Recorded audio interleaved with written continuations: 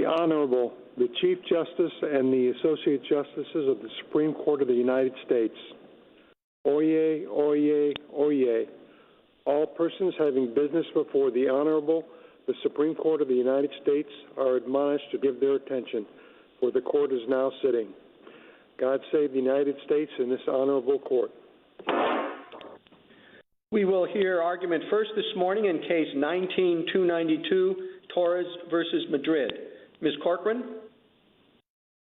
Mr. Chief Justice, and may it please the Court, in the early morning, respondents approached Roxanne Torres in her car and attempted to open the door without announcing they were police officers. Believing she was being carjacked, Ms. Torres drove away, and as she did, respondents fired 13 shots at her. 2 of the bullets hit her in the back. In rejecting Ms. Torres' claim that the shooting violated the Fourth Amendment, the Court of Appeals did not consider whether respondents' use of deadly force was reasonable. By the Court's reasoning, respondents could have shot Ms. Torres without any provocation, and it would not have violated the Fourth Amendment because instead of remaining in the parking lot, she drove herself to the hospital. The Court of Appeals' decision conflicts with the ordinary meaning of the word seizure at the time of the Fourth Amendment's adoption, and it conflicts with this Court's precedent. In Hadari D., the Court unanimously recognized that when a government officer inflicts physical force on a person with the intent to restrain them, that person is seized within the meaning of the Fourth Amendment, regardless of whether that restraint is successful. As Hadari D. explains, this is because the Fourth Amendment must protect today what it protected when it was adopted. And in determining what the Fourth Amendment protected at the founding, this Court has always looked to the common law definitions of search and seizure, and with respect to seizures of persons, the common law of arrest. The Court explained in Atwater that an examination of the common law of arrest tells us what the founding generation would have understood to be an unreasonable seizure of a person. The common law of arrest leaves no doubt that when respondents' bullets entered Ms. Torres' back, she was seized within the original meaning of the Fourth Amendment. Several centuries worth of cases and commentary, both before and after the founding, uniformly recognize that physical force intended to restrain is an arrest, even if the subject evades capture.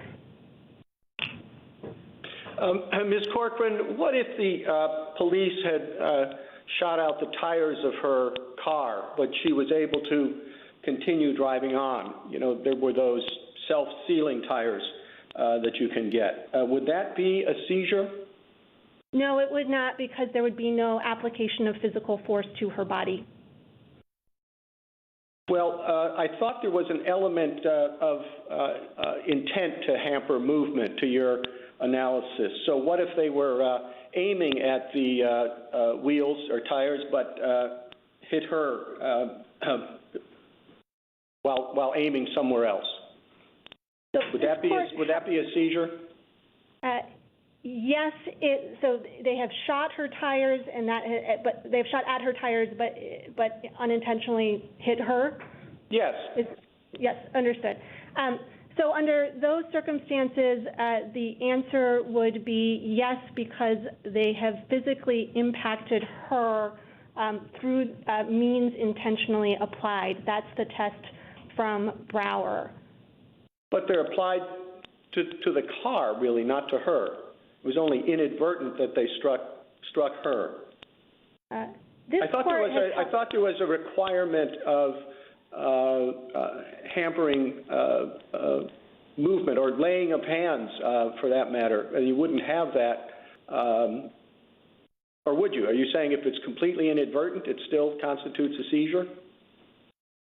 No, because in that circumstance, they are shooting at the car with the intent to restrain the driver. I think that would be akin to the barricade erected in Barr, which this court held seized the driver there because he was seized by the instrumentality put in place or set in motion by the police in order to effect the seizure. Thank you, counsel. Justice Thomas? Thank you, Chief Justice. Yes, Ms. Cochran, are there any cases at common law where the touching there was a distinction between touching with an inanimate object or a projectile as opposed to actual corporal touching or laying on of hands, as the Chief Justice mentioned? Yes, so there was one case from 1604, the Countess of Rutland, where the sergeant of arms effectuated the seizure by touching the Countess with the edge of the mace and declaring her his prisoner. But more generally, because during the founding era, the arrests were primarily effectuated by civil citizens who were not armed, it was far rarer for them to have any sort of weapon or mechanism for applying physical force in that way. Were those actual criminal prosecutions? So the Countess of Rutland case was a civil case. Most of the cases we cite are civil arrest cases because criminal arrests were rare at the founding. There was no police force in the United States until the 1840s, and criminal opinions were even rarer. We do cite one, State v. Townsend, and there are a few others from the antebellum era. But most of the cases from the founding era are civil arrest cases. As this court recognized in Payton, whether an arrest occurred at common law typically arose in the context of civil damages suits for false arrest or trespass on the body, similar to what we have here. If someone is hit with a projectile and does not stop, let's say a rock, a snowball, a stone, would that be an arrest or a seizure under your analysis or your approach? Yes, I think under the standard that the court articulated in Brower, it would be, because the seizure is affected by the instrumentality put in place or set in motion to affect the seizure. So that would be akin to the barricade in Brower. Thank you. Justice Breyer? Maybe this is just repetitious. Thank you. Good morning. But would you repeat or would you state your view on attempted seizures? It says the right of the people to be secure against unreasonable seizures and searches shall not be violated. Well, does that include any right to be free of attempted seizures that are unreasonable? No, because the founders didn't incorporate the common law of attempted seizures into the Constitution. So it's only the terms that the founders used in the Fourth Amendment that are incorporated into it and must be applied according to their original meaning. Thank you. That's fine. Justice Alito? If a military sniper shoots someone from a distance of 1,000 yards, would we say that the sniper had seized that person? Yes, because the sniper shot the bullet with the intent of applying physical force to the person in order to restrain them. In ordinary speech, would we say that the sniper seized that person? I think I agree with Hidari D's point that yes, ordinary meaning today It's a simple question. In ordinary speech, would we say that? We would say the sniper seized the person. I'll give you another example. If a baseball pitcher intentionally beans the batter, would we say, wow, that pitcher just seized the batter? I don't know that we would use it in that context, but I would point to Hidari D's example. She seized the purse snatcher, but he broke out of her grip. Yeah, the person seized the purse snatcher because the person had a grip on the purse snatcher for at least a moment. So it's really hard for me to see how your argument squares with the language of the Fourth Amendment, which prohibits unreasonable seizures. But let me move on very quickly to another point. Do you have any cases that hold that at common law, shooting someone constituted an arrest? No, there were no shooting cases at the founding because arrests were not effectuated with guns at that point. But the court recognized... your argument is not consistent with the language of the Fourth Amendment, and you want us to expand the concept of an arrest beyond where it stood at common law. Is that correct? No, Your Honor. We are asking the court to affirm the original meaning of the Fourth Amendment. And I think that's important because we started by talking about what the word means today. But, of course, for the purposes of interpreting constitutional text, we look to the ordinary meaning to the founding generation.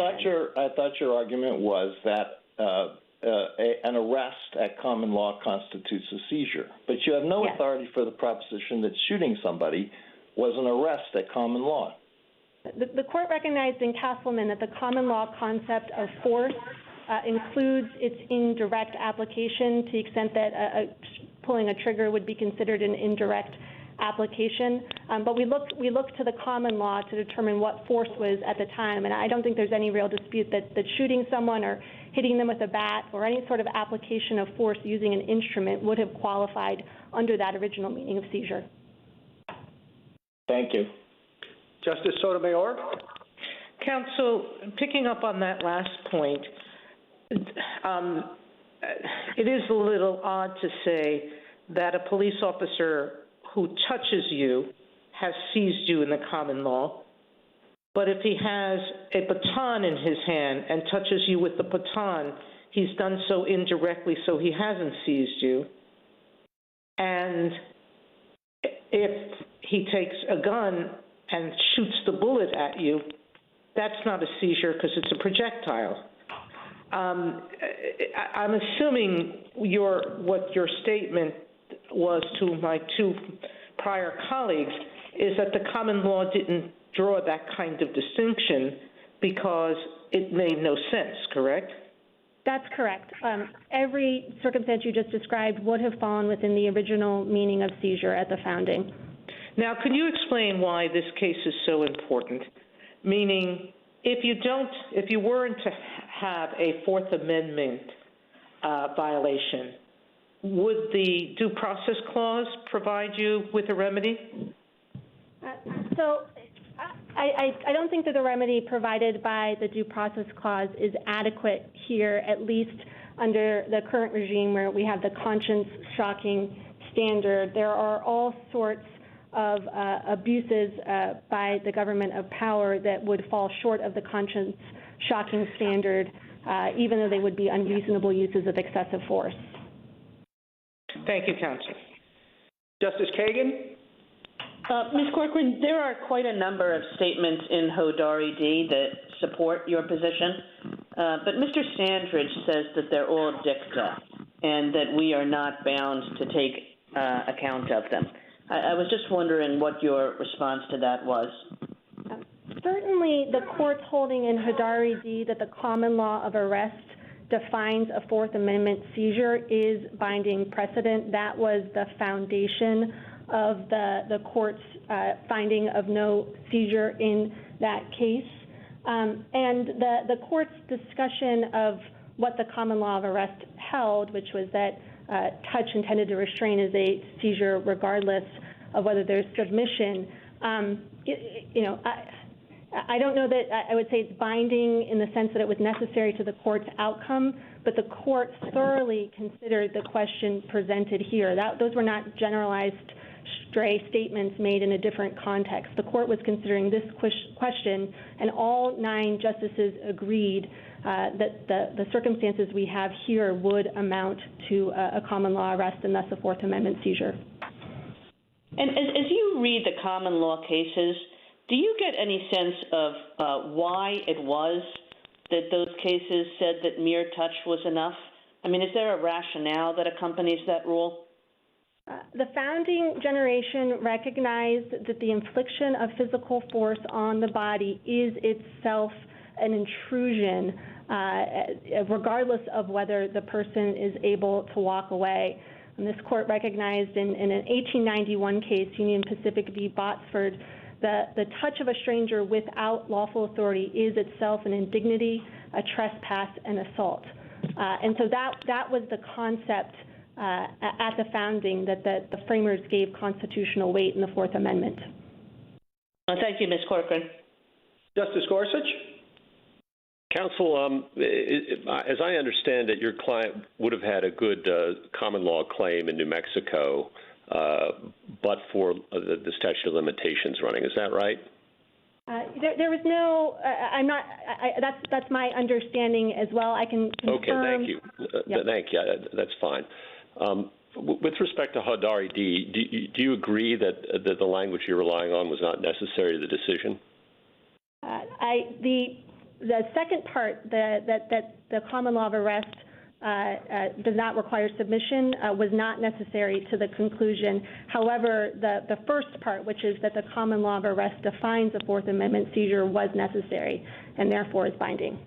Well, let's explore that. The common law of arrest, the laying on of hands, near as I can tell, it kind of arose in the Dickensian debt collector process, that if you could get a hand on somebody through the window of the house, that then enabled you to go in and grab them inside the house. What's incorrect about that, and why should we, in defining the word seizure, rely on debt collection practices and defining the term arrest in England?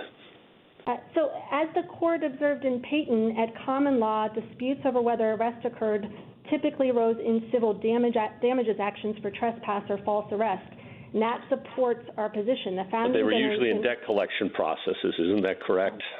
There were, yes, a number of them are debt collector cases. And back then, guns were not unknown at that time, and it's pretty hard to find a case in which somebody's shot, and that's been held to be even an arrest, let alone a seizure. Isn't that right?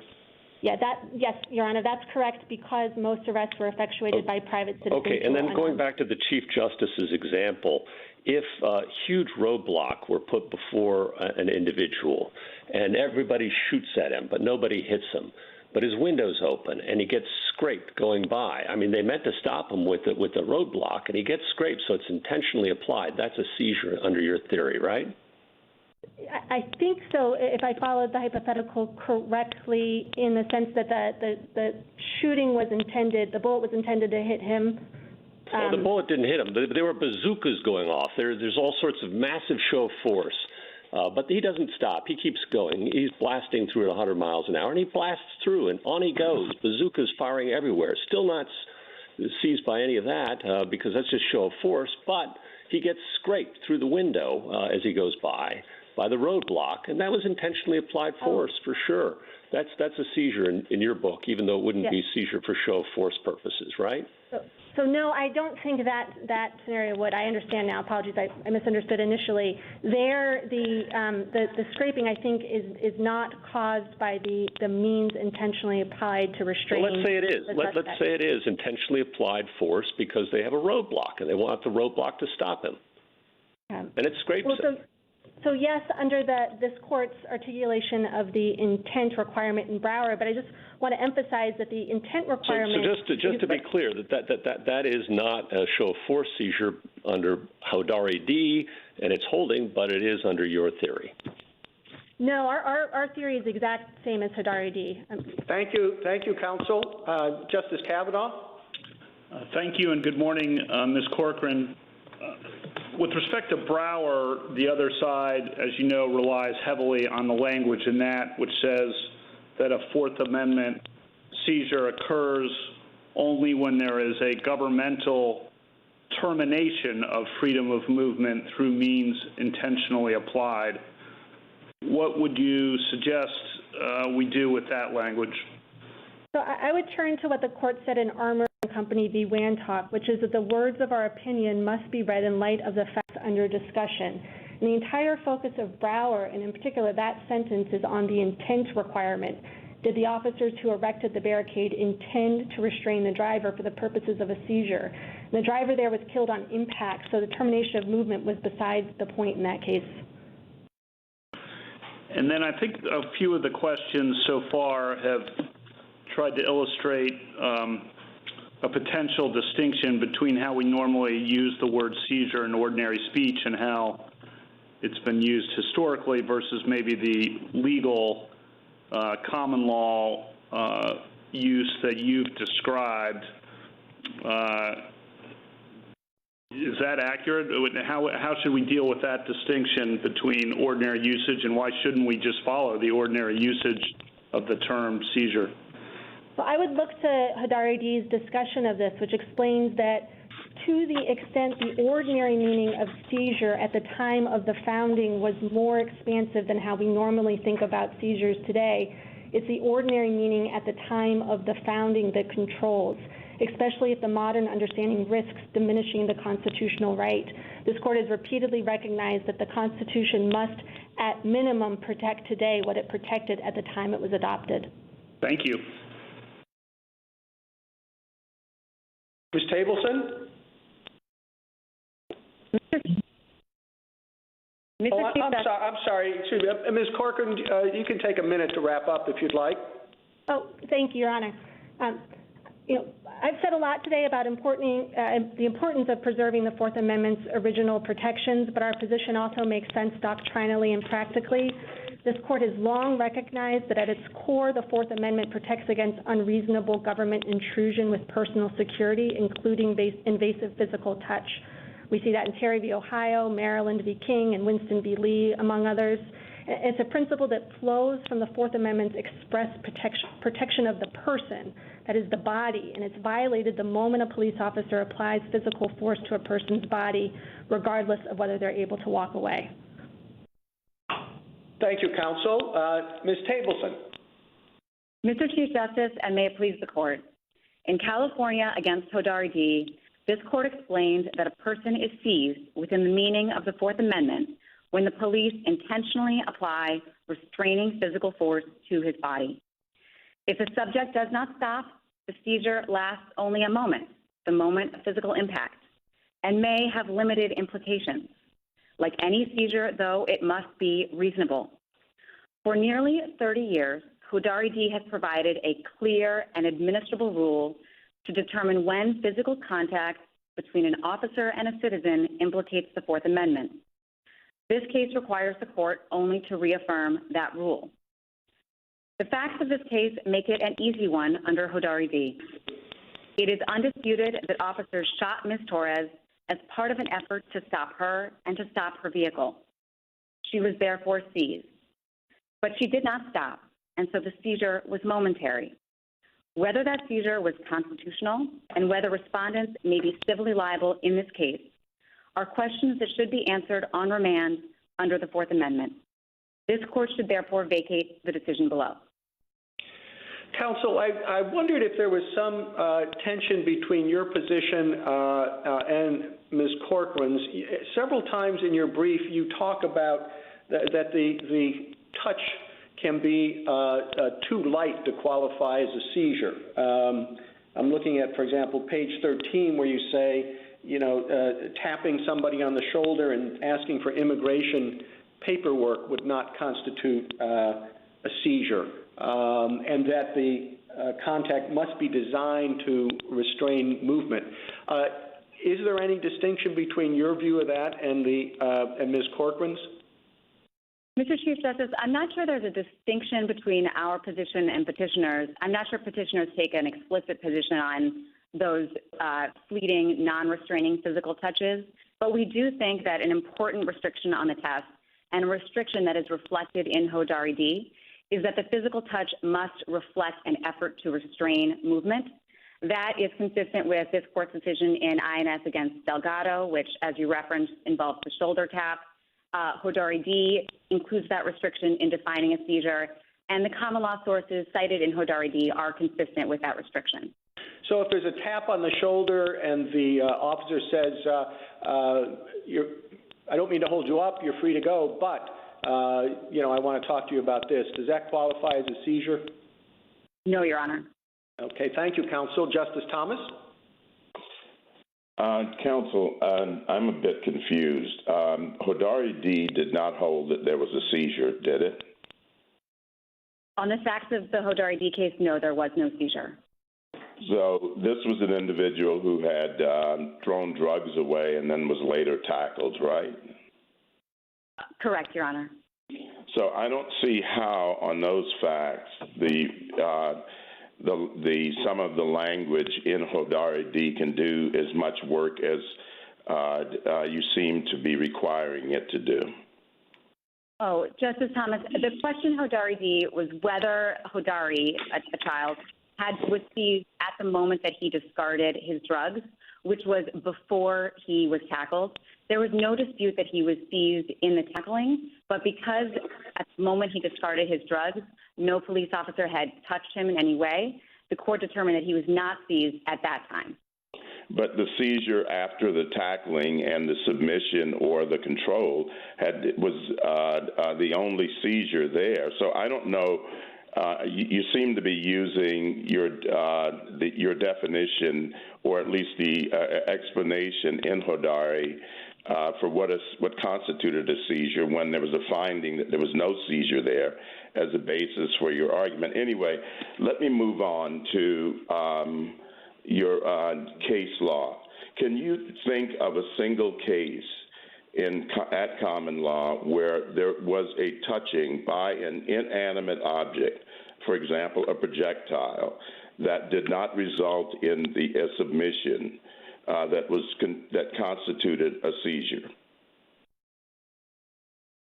No, I don't have a case precisely like that, Justice Thomas. I think my friend mentioned the Countess of Rutland's case from 1604, in which there was an indirect touching, but in that case, the Countess, who was the arrestee, did submit to the arrest, and so she didn't flee. That being said, the language in Countess of Rutland's case indicates that the touching through the mace alone was what affected the arrest. Thank you. Justice Breyer? No, go ahead. Thank you very much. Justice Alito? Maybe you can clarify something for me about your position.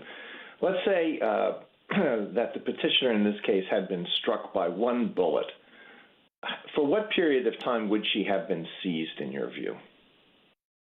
Justice Alito, she would have been seized at the moment of impact of the bullet, and that is all. And that's it. Okay. So this is what really confuses me about your position. At the bottom of page 18 of your brief, you say that any damages claimed in a civil suit would be limited to harms traceable to the brief moment of the seizure. I would have thought that the damages in a case like this, if this is a valid claim, would constitute the effects of having been shot. Medical expenses, pain and suffering, lost income, and all that sort of thing. Could you explain what you meant by that statement? Of course, Justice Alito. What we meant to say was that in many cases, the fleeting physical force seizure will be something that's far less than a bullet. And so, for example, if an officer grasps at subject's arm and the subject wriggles out of the grasp, that is a seizure under the Fourth Amendment, but it's not the type of seizure that could sustain meaningful damages under Section 1983. Of course, in this case, the seizure is not that. The seizure was a bullet to Ms. Torres' body. And so we do think that, that is the moment of seizure that should be analyzed, the bullet, for the purposes of damages under 1983 in this case. Well, I still don't understand what that means in concrete terms. Certainly her injury is traceable to having been shot. Is it traceable to the brief moment of the seizure, which is what you say in your brief? We think the brief moment of seizure is the bullet entering Ms. Torres' body. So I think they are one and the same for the purpose of Can she get damages for, let's say, pain and suffering? Yes or no? Yes, Your Honor, assuming that the tort principles that govern under Section 1983 would provide for such damages. Justice Sotomayor? Counsel, you rely, as does your friend, on Hodari D. Both of you believe, I think, and if I'm wrong, let me know, that the language in Hodari is not dicta. Could you articulate why you think it's not dicta?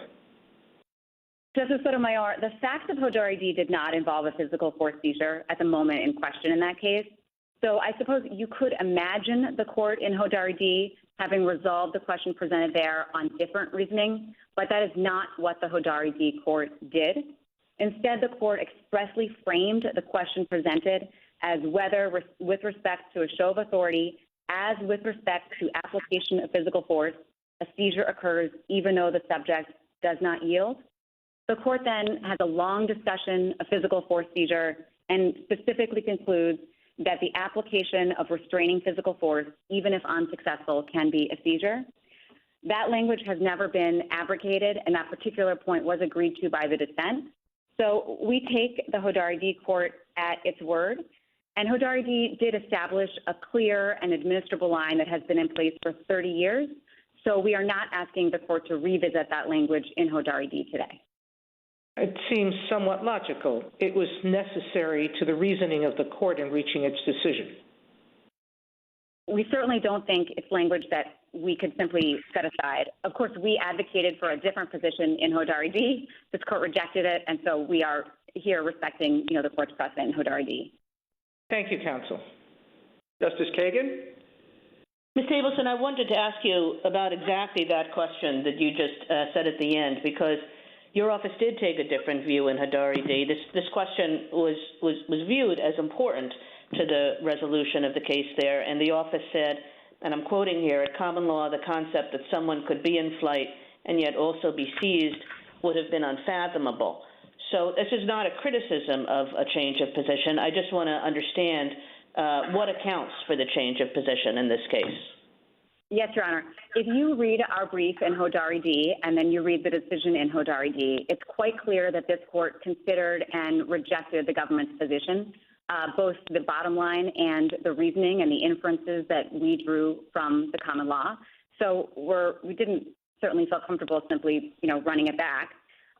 It's also true that, as I sort of alluded to before, for the last 30 years, Hodari D has provided a clear and administrable standard to determine when these interactions between a police officer and a citizen rise to the level of the Fourth Amendment. And the United States' interest here is in establishing a clear and predictable rule that law enforcement can apply in the heat of the moment in the field. And we think the rule established in Hodari D achieves those ends. And Ms. Tableson, along the lines of one of the Chief Justice's questions, is there anything that Petitioner's counsel said in her argument, or for that matter, in her brief, with which the government disagrees? No, Your Honor. The one thing I would say is that Petitioner's brief does not take an express position on how to analyze the intent required for a fleeting physical force seizure, and we have tried to emphasize that that's an objective inquiry under this court cases. So that's I wouldn't say a disagreement, but rather a slight difference between Petitioner's position and ours. Thank you, Ms. Tableson. Justice Gorsuch? Counsel, in terms of clear and administrable lines, the Fourth Amendment, as interpreted by this court, the seizures of papers require actual control, effects, actual control, show of force under Hodari D, actual control. Here alone, this is an anomaly, isn't it? Yes, Your Honor, and I think that's one of the arguments we made in our brief in Hodari D. That being said, in the show of authority... If that's the case, I guess I'm curious, what authority do you have in terms of the original and ordinary meaning of the word seizure at the time of the Fourth Amendment that would countenance that difference? And how, I guess you're going to tell me that incorporates arrest doctrine, but how do we know that? And what authority do we have for that? The founders were well aware of the word seizure and well aware of the word arrest, and they deliberately did not use arrest, it seems. Why should we incorporate Dickensian debt collection practices, which were enabled by a very liberal view of arrest to allow somebody to reach through a window, grab somebody? Why should we incorporate those practices into the term seizure? This court has recognized again and again that an arrest is the quintessential seizure of the person. That's in Payton as well as Hodari D. And this court has also consistently looked to common law cases to help inform the meaning of the Fourth Amendment, including civil cases. Entick against Carrington, of course, which is one of the hallmark common law cases that the court has looked to in defining the Fourth Amendment, was a civil trespass case. We do agree that the common law rule arose in a different context from the one that we're talking about here. But what the common law and the Fourth Amendment have in common. If we're going to do the common law of arrest, I thought I heard you disagree with your friend earlier, and that it's pretty hard to find a case involving a projectile that constitutes an arrest, even under the very liberal Dickensian type debt collection practices cases. That's true, Your Honor. There's not a gun shooting or a projectile flying through the air case that I'm aware of. But it's not like guns were unknown at the time, right? I think I agree with my friend that guns were not regularly used in the course of an arrest at the time. They were not unknown either, though. Justice Kavanaugh? Thank you, Chief Justice, and good morning, Ms. Tableson. on your brief in Hodari D., the Solicitor General's brief said that the historical evidence defined the term seizure as requiring actual control over the person or thing seized. And the brief said, as a matter of original understanding, one could not be arrested or seized until he was in the physical custody of the seizer and within his control. The court in Hodari D., as you point out, did not adopt that position, but was the court wrong about the original understanding? In other words, who's correct about the original understanding, the Solicitor General's brief or Justice Scalia's opinion for the court? Well, Your Honor, our brief in Hodari D. To support that rule cited many common law sources involving the seizures of goods, such as ships, in which the seizure was consummated with control over the item. And what Hodari D. said was that that is not quite the right source of law to look to in analyzing the seizure of a person, which is the arrest. And it's true that even in our Hodari D. brief, we cited some sources indicating that an arrest could be complete at the point of mere touching. So at this point, we take Justice Scalia's opinion in Hodari D. at its word, and we're not asking the court to revisit the original meaning of a seizure under the Fourth Amendment. I just want to make sure, are you saying Justice Scalia was, it's not only precedent, but Justice Scalia was right, or are you not saying that? I'm saying I think Justice Scalia drew a distinction between the common law sources that is accurate and that you could even potentially see in our Hodari brief if you squint. So yeah, I think he was right. Thank you. A minute to wrap up, Ms. Tableson. Thank you, Mr. Chief Justice. Under this court's precedents, the intentional application of restraining physical force to a subject's body, even when that force is unsuccessful, is a seizure, and the seizure lasts for as long as the physical force is being applied. There is simply no other way to read Hodari D. This court has never called Hodari D. into doubt, nor has it ever decided a case whose result goes the other way. This court has also repeatedly emphasized that the Fourth Amendment analysis is an objective one. The Hodari D. test focuses not on an officer's mental state, but rather on how a reasonable person would have understood his conduct. Under that test, Ms. Torres was seized, albeit briefly, so the Fourth Amendment applies. But as in any case, the fact that a seizure occurred is the beginning and not the end of the Fourth Amendment inquiry. This court should vacate and remand so that the courts below may apply the reasonableness standard and analyze qualified immunity. Thank you. Thank you, counsel. Mr. Standridge. Mr. Chief Justice, and may it please the court. A seizure under the Fourth Amendment occurs when a police officer acquires physical possession, custody, or control over a suspect. From the time of the founding to the present, and as a matter of common sense, the acquisition of physical control over a person has been necessary to effectuate a seizure. Whatever the means employed by the police, the endpoint is the same. The police action must result in the officer's acquisition of custody over the person, terminating the person's movement. In other words, the suspect must be stopped by the very instrumentality set in motion or put in place by the police officer. Petitioner Roxanne Torres was not seized by either Janice Madrid or Richard Williamson on July 15, 2014. While these officers shot at and hit Petitioner, they did not acquire physical custody or control over her. Petitioner did not stop or even slow down in response to being shot. Instead, she fled the scene, stole another vehicle, sped 75 miles west of Albuquerque, New Mexico, and eluded arrest for over a full day. The fundamental flaw in the petitioner's argument here is that at no time did the officers acquire possession, custody, or control over her. Indeed, petitioner never stopped in response to the police action. As the officers did not seize petitioner, they cannot be held liable to her for excessive force in violation of the Fourth Amendment. The Tenth Circuit correctly held as much below, and its decision must be affirmed. Mr. Chief Justice, I look forward to the court's questions. Okay. Mr. Standridge, I'd like to follow up up with some of the questions that Justice Gorsuch asked of your friend. There are a lot of cases about private citizens, mere touches and all that, that nonetheless are held to constitute an arrest. Is that the same? Is there any reason we shouldn't translate those into a police affecting a seizure?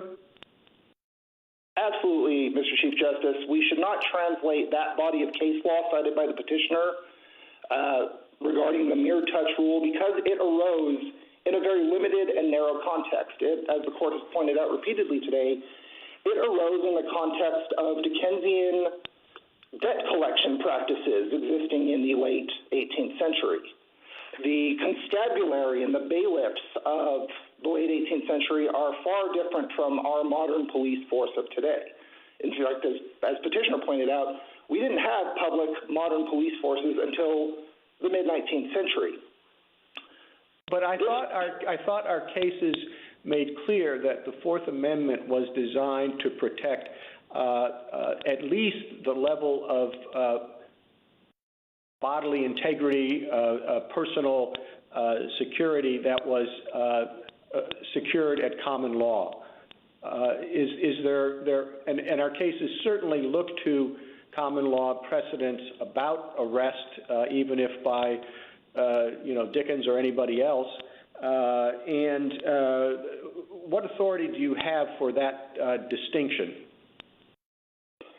Your Honor, I'd cite first at Payton versus New York, this court's opinion where the court noted that the common law rules of arrest developed in legal contexts that substantially differ from the cases that the court sees before it today, and that these important differences between the common law rules that existed relating to arrests at the time of the framing and those that have evolved through the process of interpreting the Fourth Amendment in light of contemporary norms and contemporary conditions require that we depart, that we reject historic relics that are not suited to the modern era. The part-time constabulary that was in charge of ferreting out debtors and bringing them back before the court, it's simply different from what we expect of police officers working today. Our public dedicated police force is there to arrest or to investigate and make arrests for crimes. You emphasized the fact that Ms. Torres drove on and wasn't actually apprehended, I guess, for a day. But what if she hadn't been able to continue on, or what if she was able to drive on only for a couple hundred yards? Would your conclusion be any different?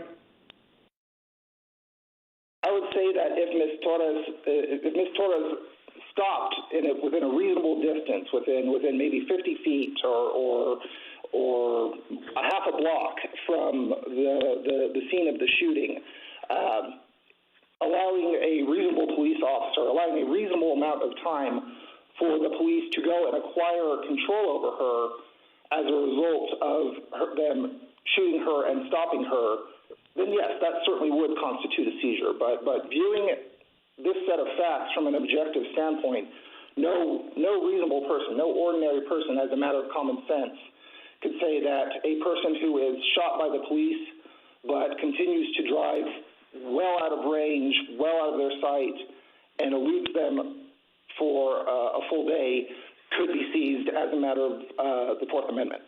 Thank you, counsel. Justice Thomas?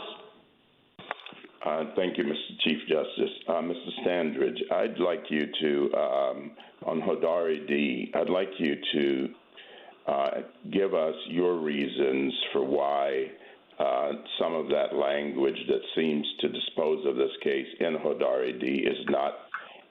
is dicta. Absolutely, Justice Thomas. The simple fact of the matter is that Hodari D. did not involve a use of force, as did Barr versus County of Inyo and the present case. This court was not called upon. The facts of Hodari D. did not involve a claim that police officers, in pursuing young Mr. Hodari D., touched him or got a hold of him at any point before he discarded the drugs. as the court pointed out, Mr. Hodari was not seized until he was tackled. It becomes a binary question. You are either seized and in control of the police or you are not. So the discussion about what may have occurred at common law, the possible factual permutations of when someone may have been arrested at common law, shows the outer bounds of what an arrest can be. But because that discussion was divorced from the facts of the Hodari D case, it is dicta and it is thus not binding on this court. The ultimate holding of Hodari D supports the 10th Circuit's reasoning below. Are you familiar with any of the cases that have followed the reasoning that petitioner points to in Hodari D? In terms of the circuits that have since looked at that bit of common law discussion and exactly as a holding. I am, Your Honor, and I would submit that those circuits, which were few and far between, were mistaken in applying that discussion as the actual holding of Hodari D.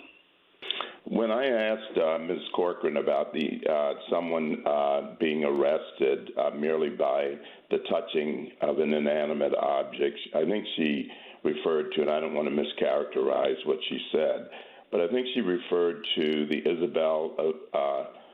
Countess Isabel of Rutland case in 1605. Are you familiar with that case? I am. Could you tell us what your take is as to whether or not that constitutes precedent for the mere touching with an inanimate object being the equivalent of an arrest? I would say with respect to that case, Justice Thomas, that it too is divorced from the facts of this case. In fact, I think as the government just conceded in the Countess case, the officer, the bailiff, did touch the person with the end of the inanimate object, but that second step, the step of control, occurred when the person submitted to the authority. That's not true of this case. So you're saying that the Countess was compelled to actually be taken to the compter and basically the equivalent of jail, so that would be the seizure. I tend to have read it that way, too. Are there any cases that you've seen where the mere touch has been applied to someone outside of the criminal context, or in any of the cases that dealt with the criminal context at common law? I have not, Your Honor. Thank you. Justice Breyer? Good morning. Suppose that a policeman, without a warrant, wants to search a private person's house, enters in the middle of the night. Before he can do anything, he doesn't look for a single thing. No chance to look for or search for anything. A big dog drives him out. Is that a search?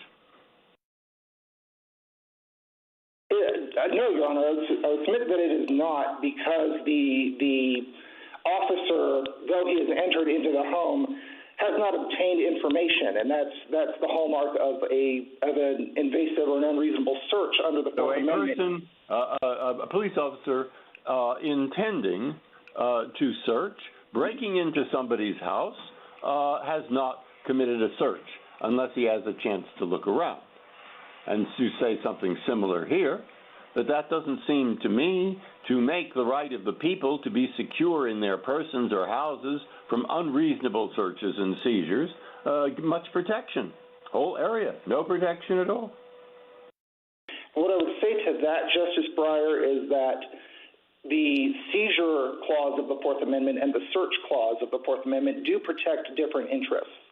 The seizure clause protects against unreasonable termination of a person's freedom of movement. It secures the right of the people to be secure in their persons, in their ability, in their liberty to move. The search clause is somewhat more broad. It protects against the idea that the government can enter into a house with a general warrant, search for whatever information it wants. And if they don't search, it's not a search, because the big dog scared them off. Same harm. I mean, pretty bad harm. I mean, it is, Your Honor, and it may be actionable under some other provision of law. It may be egregious. Any authority that if you don't actually look around because you're scared off first, it's not a search. I don't have that specific authority. No, I would be surprised. I would be surprised too, but just given my understanding of the difference between the seizure clause and the search clause, my understanding of this court's case law is that searches occur Okay, when the forget officer... searches because I'm trying to make a point. Sure. My point is you could read this, Fourth Amendment, as applying to attempts because the same harm is there and it's attempted search, attempted seizure. But we haven't read it that way. And therefore, we need a line that's somewhat bigger than the one you propose. And Hodari and the others are an effort to draw that line, and it's as good a line as any. All right, your response. I disagree with that, Your Honor. I think Hodari did draw the distinction between attempted seizures and actual seizures. And I think Brower set forth the hallmarks of what an actual seizure by physical force is. It's a stoppage of movement. It's termination of freedom. It is a taking possession. It's physical control. That is an easily administrable rule for police officers working in the field. And it's also easily understood by the common person. It comports with common sense and common understanding through 200 years of dictionary definitions and case law on the ordinary notion of seizure. Thank you. Justice Alito? Well, picking up on the ordinary notion of seizure, suppose a police officer is attempting to arrest someone, grabs that person's shirt and holds onto the shirt for a couple of seconds, and then the person breaks free, flees, and disappears. Has that person been seized? That person has been seized, Justice Alito, for the matter of seconds under which they were under the control of the officer. If the officer, in grabbing the person's shirt, held the person in place for a non-zero amount of time, for a few seconds, at that point, it is a seizure. Again, it's a binary question. You are either under the control of the police officer or you are not. Once the person breaks free of the officer's grasp and runs away, the person has broken that seizure that might have existed for a few seconds. So a seizure does not require the submission to the law enforcement officer, and it doesn't require that a person be permanently taken into custody. It simply requires that the person who is doing the seizing have control of that person for some period of time. Is that your understanding? That is my understanding, Your Honor, that the officer acting with the intent to bring the person under their control actually then acquires that control. Those are the two necessary elements of a seizure. You presumably, you certainly know more about New Mexico law than I do. Is there any reason why this could not have been brought as a battery claim under New Mexico law? There's absolutely no reason, Your Honor. For reasons that are not clear in the record, this particular plaintiff filed her lawsuit directly in federal court after the statute of limitations had expired for state law claims under our sovereign immunity statute. She did file in time within the 3-year limitations period we allow for Section 1983 claims, but a more prudent course of action would have been to file not only the federal claim, but to also file a pendant claim for assault and or battery under New Mexico law. And as far as I can tell, there was no impediment here that would have precluded that.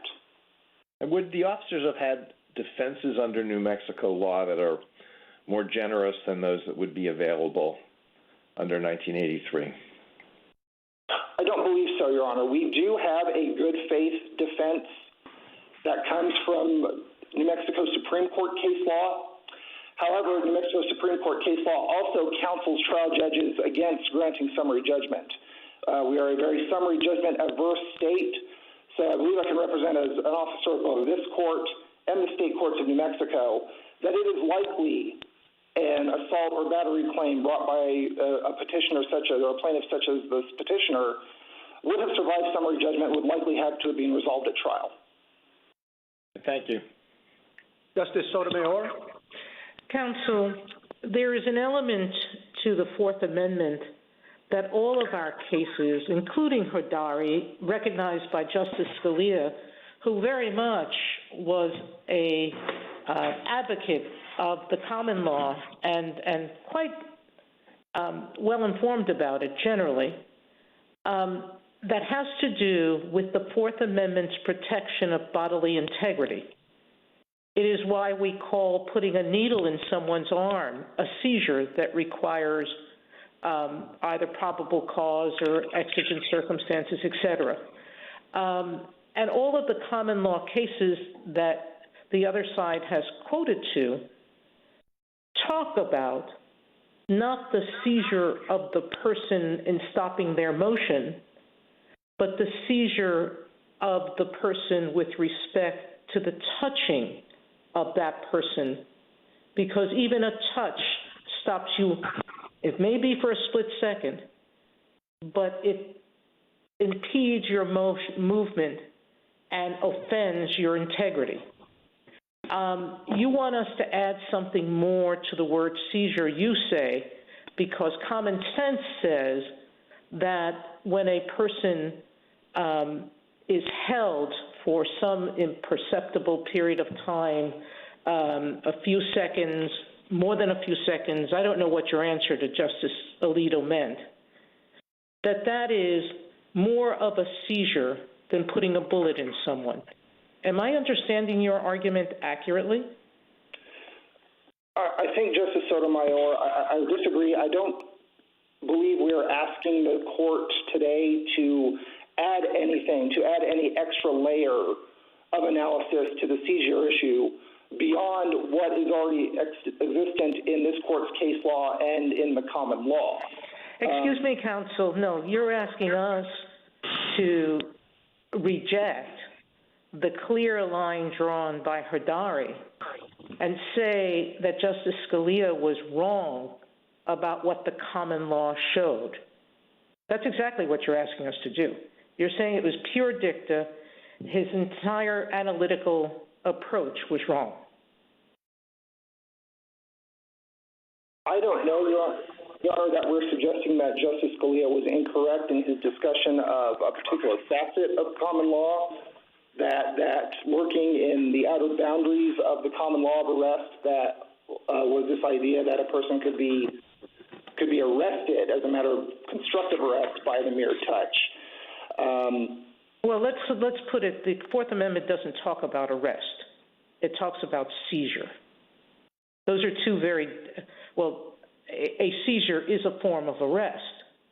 Whether you stay arrested or not, just as in your example of the person pulling away and running away, you can still be seized, you can still be arrested and then run away. Yes, I believe that is correct, Justice Sotomayor.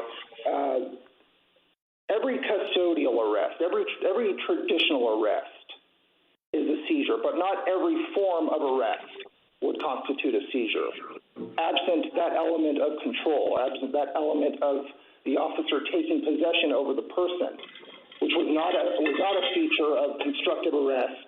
But that was not, that has that idea of control as opposed to intrusion, laying your hand on someone.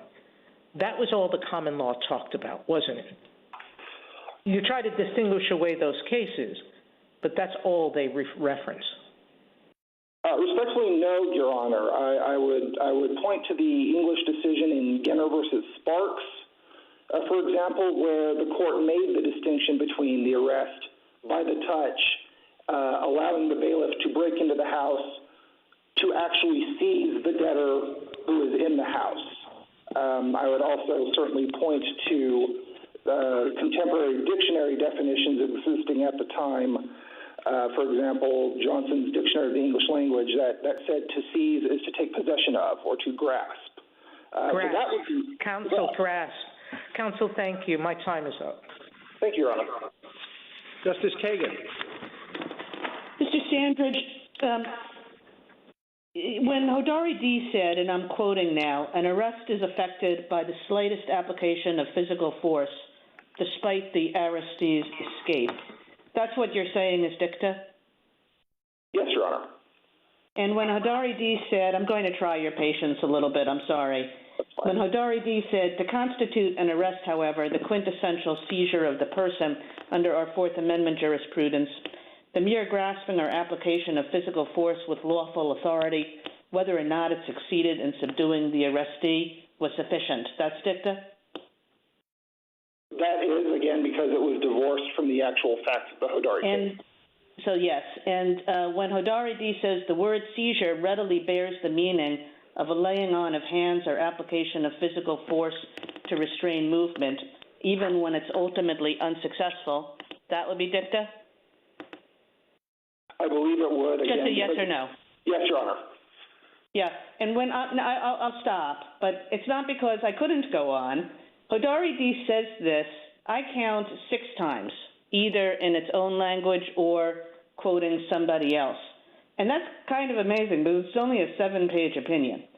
So this is just like all over the opinion. It's the way that Justice Scalia reached his conclusion as to that case. So how could it be that that is not binding on us?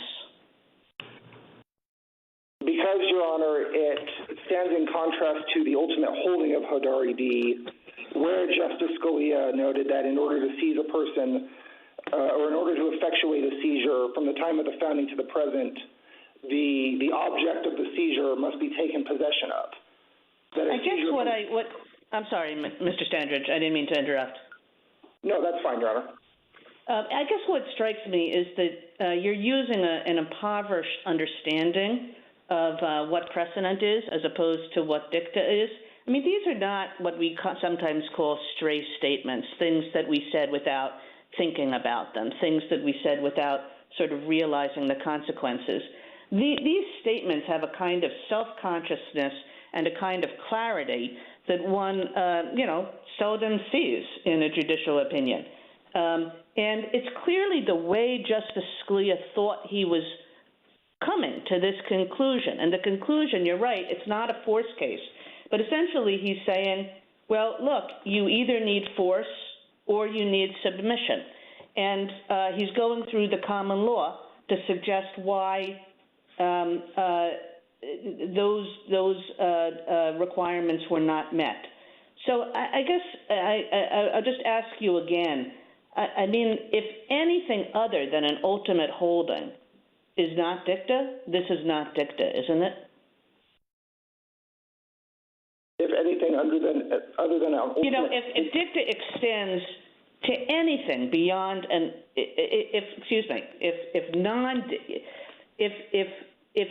unless dicta is everything except the ultimate holding, this is not dicta. No, I disagree, Your Honor. I think that any discussion that is moored in the facts of the case that leads to the ultimate holding would not be dicta, and that was the discussion in Hodari D. that attempted seizures are beyond the scope of the Fourth Amendment, and that seizures require the taking of possession. And in fact, in looking at Hodari D., I noted that Justice Scalia cited to the case of the Josefa Segunda in 1825, where a revenue inspector had attempted to seize a ship, and this court said he hadn't done so in part because he did not use force sufficient to compel the submission of the crew and captain of that ship. Thank you, Mr. Sandridge. Justice Gorsuch? Thank you. Counsel, your colleagues on the other side suggest that your rule will lead to tricky line drawing problems. What do you say to that? I respectfully disagree, Your Honor, as you might imagine. Our rule has a definite and logical endpoint. an officer in the field will know whether or not he or she has seized a suspect because they'll know whether that person has been brought under their possession, custody, or control. Now, an officer in the field may then contemplate that if they use some level of force and the person that is the subject of that force is not brought under their control or is not stopped, a reasonable officer under County of Sacramento versus Lewis could then also assume that the fleeing person may come back with a 14th Amendment claim for violation of the Substantive Due Process Clause. But in terms of asking police officers working in the field to understand whether or not they have seized a person for the purposes of the Fourth Amendment, this is the easily administrable rule that this court tends to look for.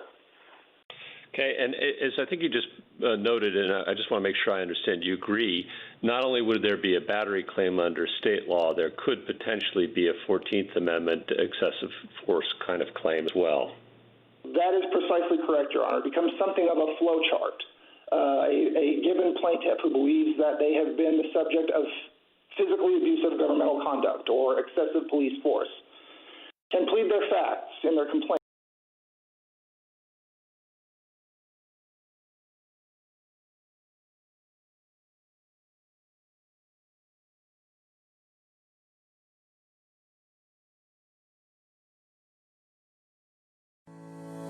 C-SPAN. Thus, the defendants are liable under the 14th Amendment, to say nothing of pendent state law battery claims or assault claims. It's a bit of a trade-off.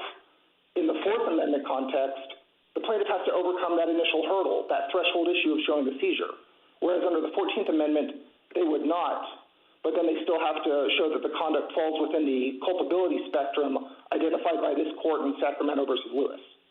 Is it your view that the common law of arrest is wholly irrelevant when we're interpreting the term seizure under the Fourth Amendment, or does it have some role to play? It absolutely does have a role to play, Your Honor. We look at the common law of arrest as it existed at the time to see if it gives us a clear picture as to what the common sense, common understanding of the term seizure was. Where it does not, then this court looks inward. It looks to how it has traditionally analyzed these terms or defined these terms in light of contemporary norms. Okay. In terms of Hodari D., would anything be different about the court's holding there if the passage about arrests were excised? No, Your Honor, I don't believe it would, because the holding that is moored to the facts of that case would still stand. Why is that? Because the idea that, looking at it from an objective standpoint, whether Mr. Hodari, Hodari D was seized at the time he threw the drugs away, which was the narrow issue there, just the analysis of those facts in light of this court's existing precedent compels the result that the court actually reached. He was not seized. Okay. Is there any? The number of lower courts, of course, held that this passage was dicta. Is there anything disrespectful about saying that some portions of a judicial opinion are essential to its holdings and others may not have been fully considered, especially when there's been no adversarial testing as there wasn't in Hodari? I don't believe so. I don't believe it's a matter of disrespect. I simply would posit that it is a matter of careful judicial analysis. Justice Kavanaugh? Thank you, Chief Justice, and good morning, Mr. Standridge. With respect to Hodari, I think there are two issues. First, was Justice Scalia right in the discussion? And then second is the precedent question. On the first question of whether he was right, you're arguing, as I understand it, that Justice Scalia and really all 9 justices in that case were wrong about the original meaning of the Fourth Amendment. And I'd like you to explain where you think they made the mistake. I wouldn't say that the common law discussion in Hodari D was incorrect. It certainly stated a rule of arrest that existed in the Dickensian era. Where I think the difference is as applicable to this case is that it was not a complete picture of the common law of arrest as it existed at the time of the ratification of the Fourth Amendment. The ordinary meaning, even then, even 200 years ago, was that an arrest, a typical arrest, resulted in the person being in custody or being taken possession of by the arresting officer.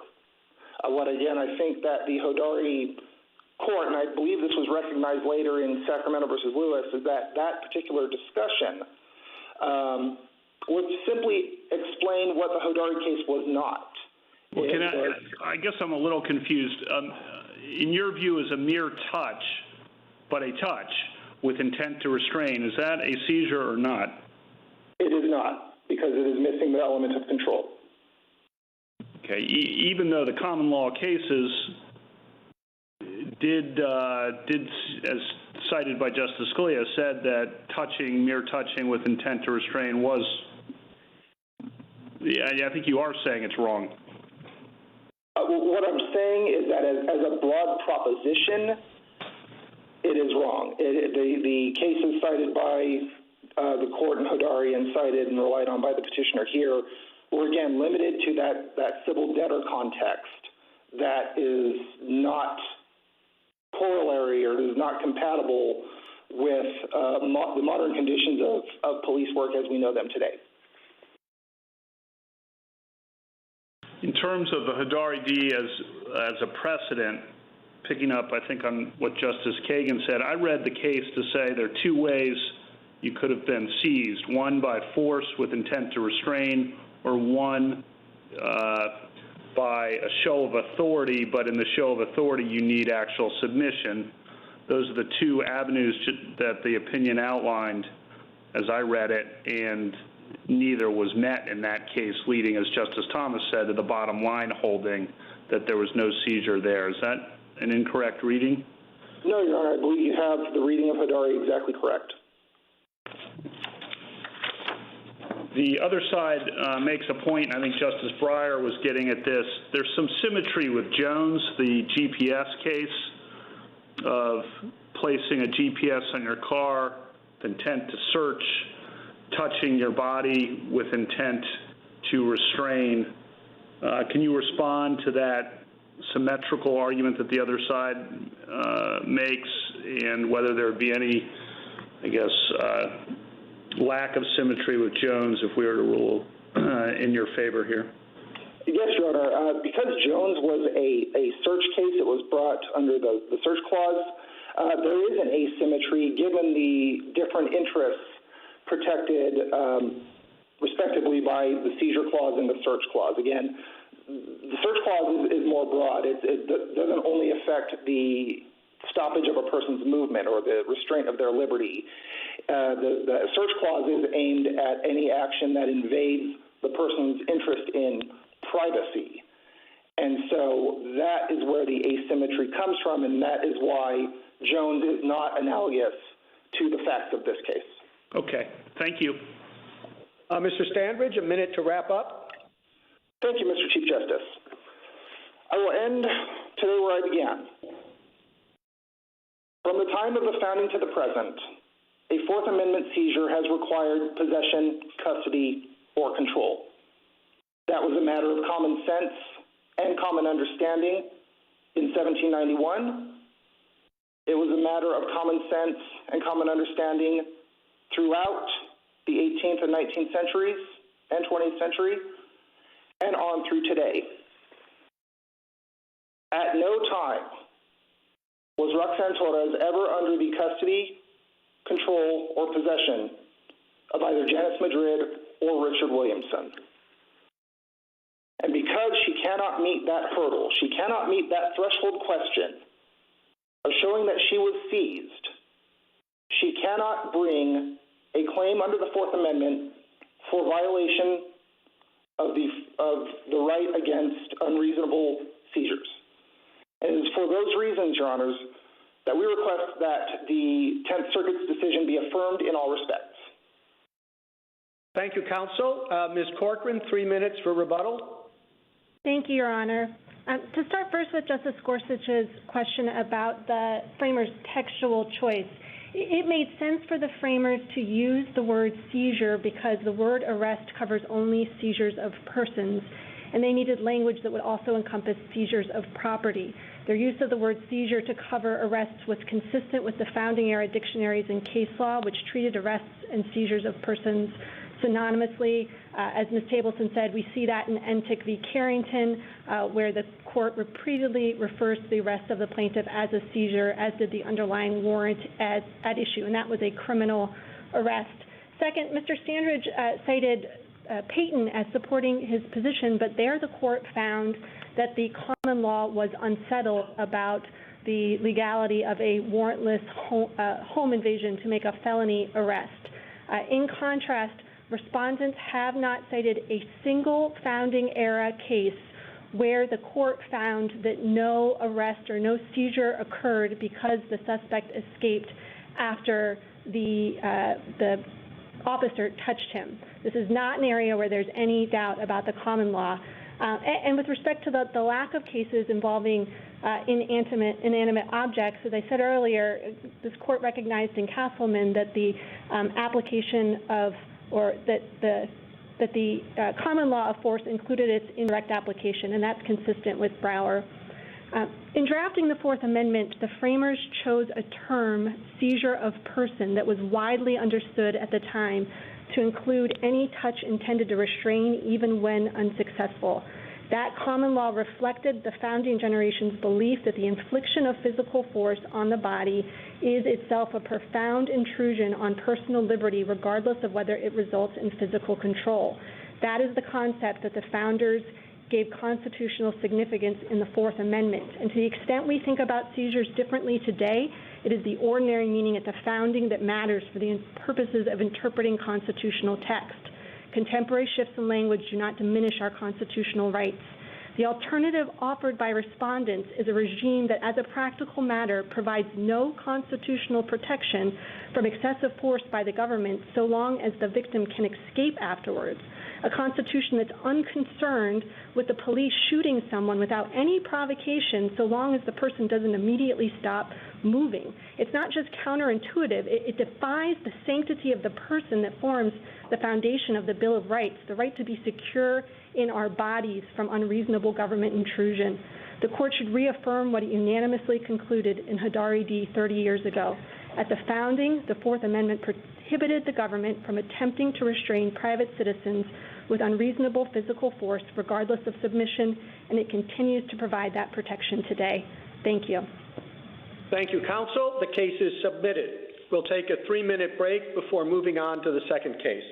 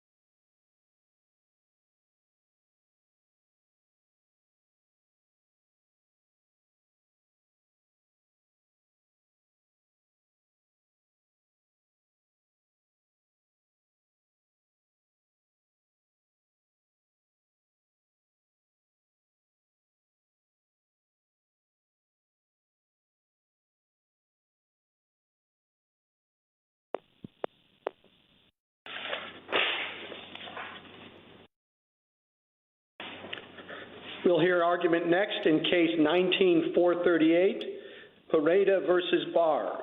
Mr. Goldman?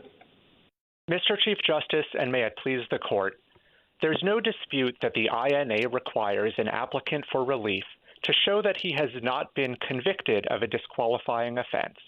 The main question here is just whether he can rely on the categorical approach's least acts presumption to meet that burden of proof, just as parties may rely on presumptions to satisfy their burdens of proof in many other areas. He can for two reasons. First, for decades, the statutory term convicted has been understood to require a categorical approach under which a past offense won't lead to mandatory removal or an enhanced sentence unless the record of conviction establishes every element of a federal predicate offense to a legal certainty. So we always presume that a conviction stands for nothing more than the least that the record of conviction establishes. And that rule works the same under the categorical and modified categorical approaches because courts can look to the least of the alternative elements under a divisible statute, as this court has.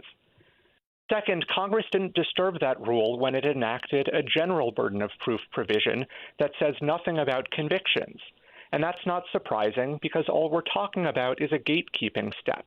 There is still the discretionary step where the Attorney General is unbound by the categorical approach and can make an individualized determination about who gets relief. So ultimately, it doesn't matter whether you think of the modified categorical approach as raising a question of law or a question of fact, because it's common for presumptions to operate on questions of fact too. And what matters is instead that the least acts presumption always governs the analysis, and because it supplies a default answer, there's never any residual ambiguity for a burden of proof to resolve.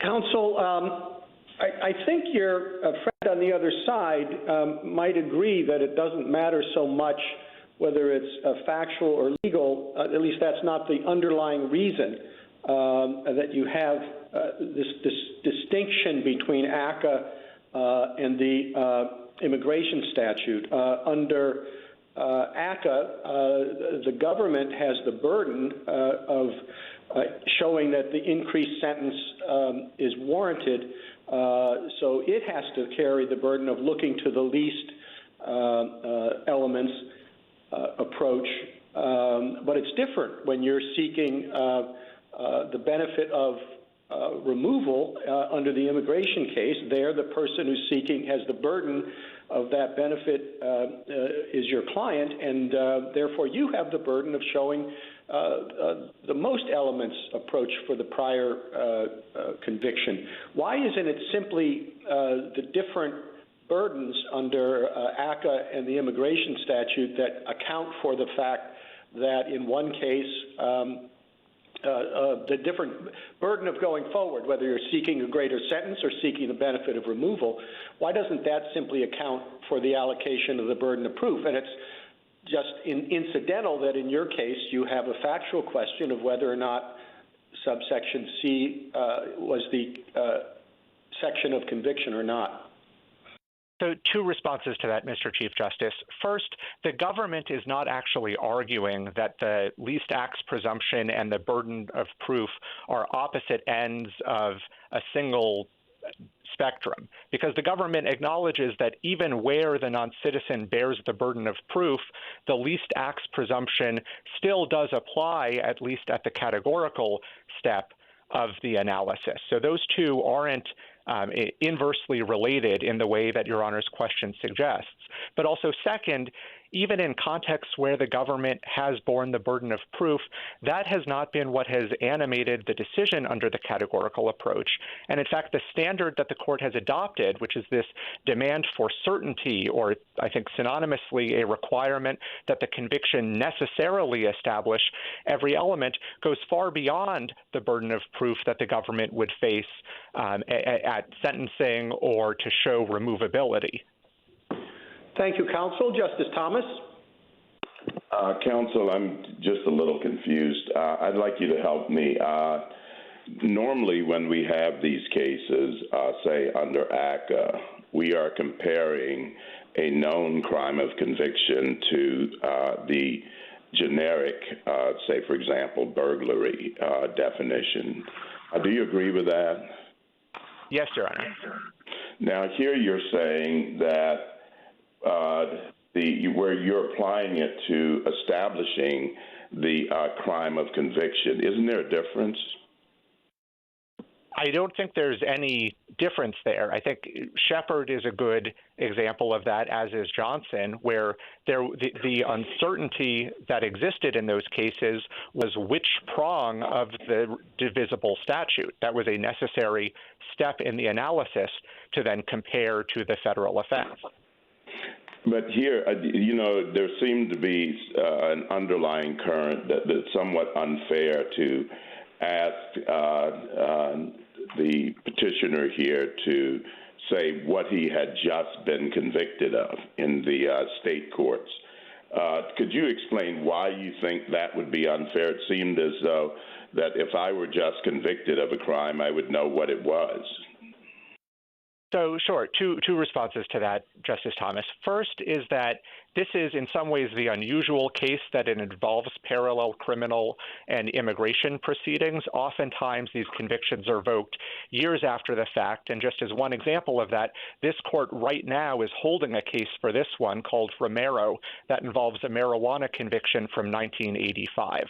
So the rule is going to apply more generally. But second, even as to a contemporaneous criminal proceeding, a non-citizen may have incentive, but ultimately isn't going to have ability to control what is recorded or preserved by the state court that might be processing 20 misdemeanor pleas in the course of a single day. And the criminal defense lawyer's brief, I think, details at length why this is often unclear. Could you explain once more why? I understand why in the criminal cases this would be the government's burden because of the, beyond a reasonable doubt. But this is in a civil context. Why is it that this is not the petitioner's burden? So our argument is that the operation of the categorical approach is not affected by the burden of proof either way. So the reason that we presume the least under the state statute or require necessity about a conviction is not that the government bears the burden even when it does. It's that is an independent substantive component of the categorical approach because of its underlying demand for certainty and ensuring that there's going to be predictability and fairness so that people aren't losing the benefit of their plea bargains based on the fortuity of record-keeping practices years later. Thank you. Justice Breyer? No, thank you very much. Justice Alito? If I say that your client was convicted of violating Nebraska Revised Statute Section 28-608, isn't that a factual question? So that I think you could call that a factual question, but that wouldn't change our analysis because, again, we think that the least acts presumption applies even to questions of fact. All right, so let me give you a very simple way of looking at this case, and you can tell me why this is wrong. Whether or not a person was convicted of a particular crime is a question of fact. There's nothing that prevents, if that fact has to be proven, there's nothing that prevents Congress in a civil case like this from saying the burden of proof on that fact is on one party or the other party. And here it's placed it on the person seeking cancellation of removal. Is there any constitutional obstacle to Congress doing that? No, there's not a constitutional obstacle. It's just that's not what Congress did here. Congress enacted a general burden of proof provision without doing anything to alter the reference to convictions as the actual eligibility criterion. So the question then is just, because my time is limited, excuse me for interrupting, but the question then is the interpretation of what Congress meant when it enacted this burden of proof provision, right? Yes, and I think it is clear from the entirety of the Real ID Act that Congress was focused on what you would think of as questions of fact that would be proven with weighing evidence and making credibility determinations and taking testimony and the like. That's the entire focus of the burden of proof provision. There's no indication. Where did this, what you call the presumption of the least of the acts criminalized come from? It came from the categorical and modified categorical approaches. They are called categorical because they are making a categorical determination. You take the example of burglary, which has been central to our cases in this area. So you have somebody who's convicted of burglary under, let's say, California law, and the question is whether that is a conviction for generic burglary. It is a determination about an entire category of cases. That is, all of the cases prosecuted and convicted under the California burglary statute. And it is in that situation where the court looks to the least of the acts criminalized. It asks, what is the least thing that could get somebody convicted of burglary in California? Would that constitute generic burglary? If the answer to that is no, then it flunks under the categorical test. But what's involved here is not categorical at all. It is the determination of a question of fact. Was your client convicted under subsection C, or was he not convicted under subsection C? So I agree with everything that you said, Justice Alito, except that is not the only thing that the categorical approach does, and I'll try to make this very brief. But first, Shepard shows that the demand for certainty also applies to the which statutory prong question, because the point of that case was that we are going to demand certainty and only look to legally conclusive records to determine which part of the divisible statute it was, and all of that makes sense. Well, because as the Chief Justice pointed out, Shepard and Johnson, the case that you rely on very heavily, were criminal prosecutions, where the prosecution under the Constitution has the burden of proving beyond a reasonable doubt that the person was convicted of a particular offense if it wants to impose an enhanced sentence based on that conviction. That's where the certainty comes from. So I would just add that this has also been the rule in the immigration context, the demand for necessity, for 106 years, including in contexts involving divisible statutes like the Zaffarano case we cite from the Second Circuit, and the immigration professors cite the matter of Marchena case from the BIA in 1967, and involving a context in which the non-citizen bore the burden of proof. I think all of that tends to show that the demand for certainty is not a function of the burden of proof. The demand for certainty is part of the categorical approach's requirement that we are not going to treat your offense as a predicate. Thank you, counsel. Justice Sotomayor.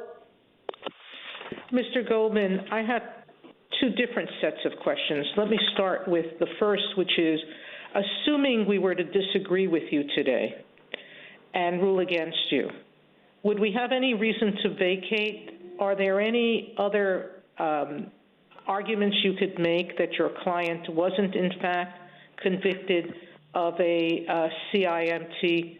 For example, I read the Eighth Circuit as saying that a sentence of 1 year or longer fits the sentencing requirement of not being more than 1 year.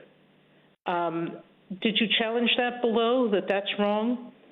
And secondly, I see the statute here as requiring harm, but not necessarily financial harm, and not necessarily deception harm.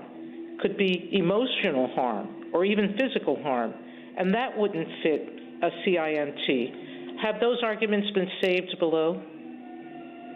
So those arguments, the first argument, Justice Sotomayor, about the petty offense exception, what was presented to the Eighth Circuit and as well as to the BIA, and those courts rejected those arguments. So I wish I could say that were still open, but I believe that is now foreclosed. Second, with respect to the harm required, I think the Eighth Circuit's analysis held that given ambiguity about which statutory prong it was, Mr. Pereida must lose by default. It essentially adopted the government's rule that we effectively Mr. Goldman, can I just stop you, because there is one last question I want to ask. I read 1229A C3B. In any proceeding under this chapter, any of the following documents or records shall constitute proof of a criminal conviction: an official record of judgment and conviction, which was provided here, an official record of plea, verdict, and sentence, not provided because it wasn't available, and nobody challenges that it was available, and C, a docket entry from court records that indicates the existence of the conviction. That was provided. Doesn't that answer the question of whether you've met your burden of proof? You've shown them what you were convicted of, and the lowest, there is one CIMT that doesn't apply, and hence, under our case law, Johnson and others, that ambiguity flows to your favor automatically? Yes, that is our position, Justice Sotomayor, that where the record, this is a conviction under an overbroad statute, so we presume it is not disqualifying until and unless the record of conviction necessarily establishes otherwise, and here it does not. And all of the record of conviction has been supplied? So far as we know, that's correct. The government... So there is, on a burden of proof, even if you have it, you've met it? Correct. Yes, and I would just note that here it's the government who produced the criminal record, as it does in all of these cases, as part of its criminal history check. Thank you, counsel. Justice Kagan?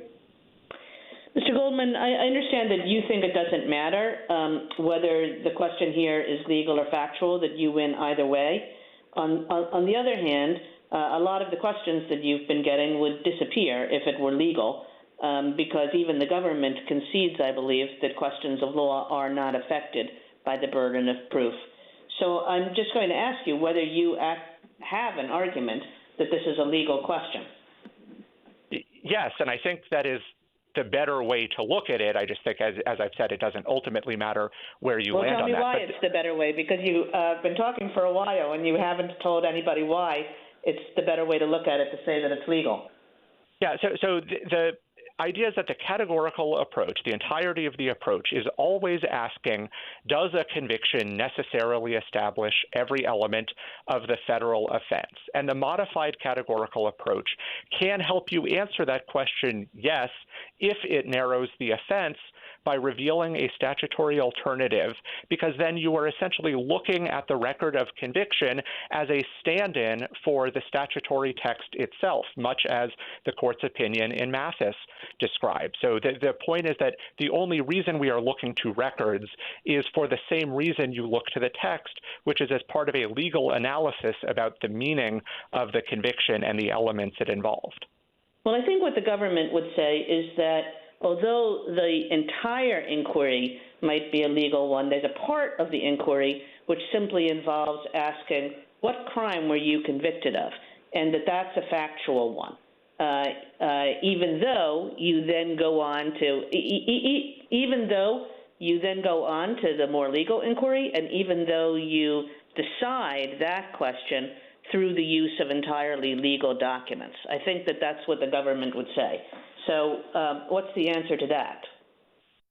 So the answer there is that the only reason you are looking at documents at all to ask which crime is still in service of the bottom line legal question. And so if asking that question about which prong of the statute it was turns up empty, as it did in Johnson, then that's not a failure of proof. That doesn't mean that the analysis can never reach the legal inquiry, which is the government's argument. Instead, the categorical approach supplies its own rule for resolving that ambiguity, which is you look to the least of the alternative elements and make the categorical comparison from there. Mr. Goldman, a very different question. If you win would it be permissible for the Attorney General to say something like, that was a pretty bad crime, and because it was a pretty bad crime, I won't use my discretion to cancel your removal? In other words, could the government basically enact the rule that it is arguing for on the back end of the process? So I think as a matter of the INA, it certainly could. The INA in no way limits the Attorney General's discretion, and what you've described happens all the time, where the IJ or the BIA will say, I don't need to undertake the categorical analysis and go through the complicated determination of if this is disqualifying or not, because I just know that you are losing as a matter of discretion because of the severity of what it seems that you did. If the Attorney General were to try to do that as a regulation, maybe there would be APA challenges to that, but I don't think the INA provides any obstacle. Thank you, Mr. Goldman. Justice Gorsuch? Counsel, I guess I'm a little stuck on the arguments you've made, but wondering if there's one that you haven't. To me, it looks like this is probably a factual question about a contingent set of questions about what happened in a particular time and place. We're not interpreting any law, or any neutral principle, any generally applicable provision. I don't see how Johnson helps because the burden there was on the government in a criminal case. And so I'm stuck on a lot of that. And maybe you can unstick me. And the other thing I'm also stuck on, just for what it's worth, is the burden in terms of producing the evidence of a conviction mentioned in subsection 3 is the burdens on proving that the government has, well, proving deportability, totally different than subsection 4, which is applications for relief from removal or deportability, which then fall on the immigrant. So that's putting my cards on the table is what I'm stuck on. What I'm hopeful for, or want to explore a little bit, is Shepard and why you concede that, or I don't know, maybe you don't, that this is all categorical approach. Justice Barr, and I think it was Nijawan, you can correct my pronunciation, I'm sure, said that Shepard, is the categorical approach in the ACCA context may not always apply in the INA context. And I would have thought that Mr. Pereida might have argued, forget about the categorical approach. I can show on the facts here, and my testimony might establish that I wasn't using the Social Security card to obtain benefits or to defraud anybody of anything, but simply to get a job. And therefore, it wasn't a crime of moral turpitude. What about that argument? Should we remand for that? Has that been preserved? Thoughts?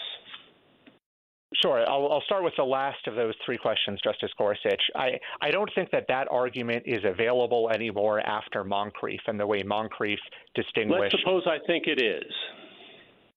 So I think that it would still be the wrong way to go because it would pose, for all of the reasons the court reasoned that it was precluded in Moncrief, I think those are correct. Why would you have an immigrant hamstrung by this crazy categorical approach methodology that's nowhere in the statute?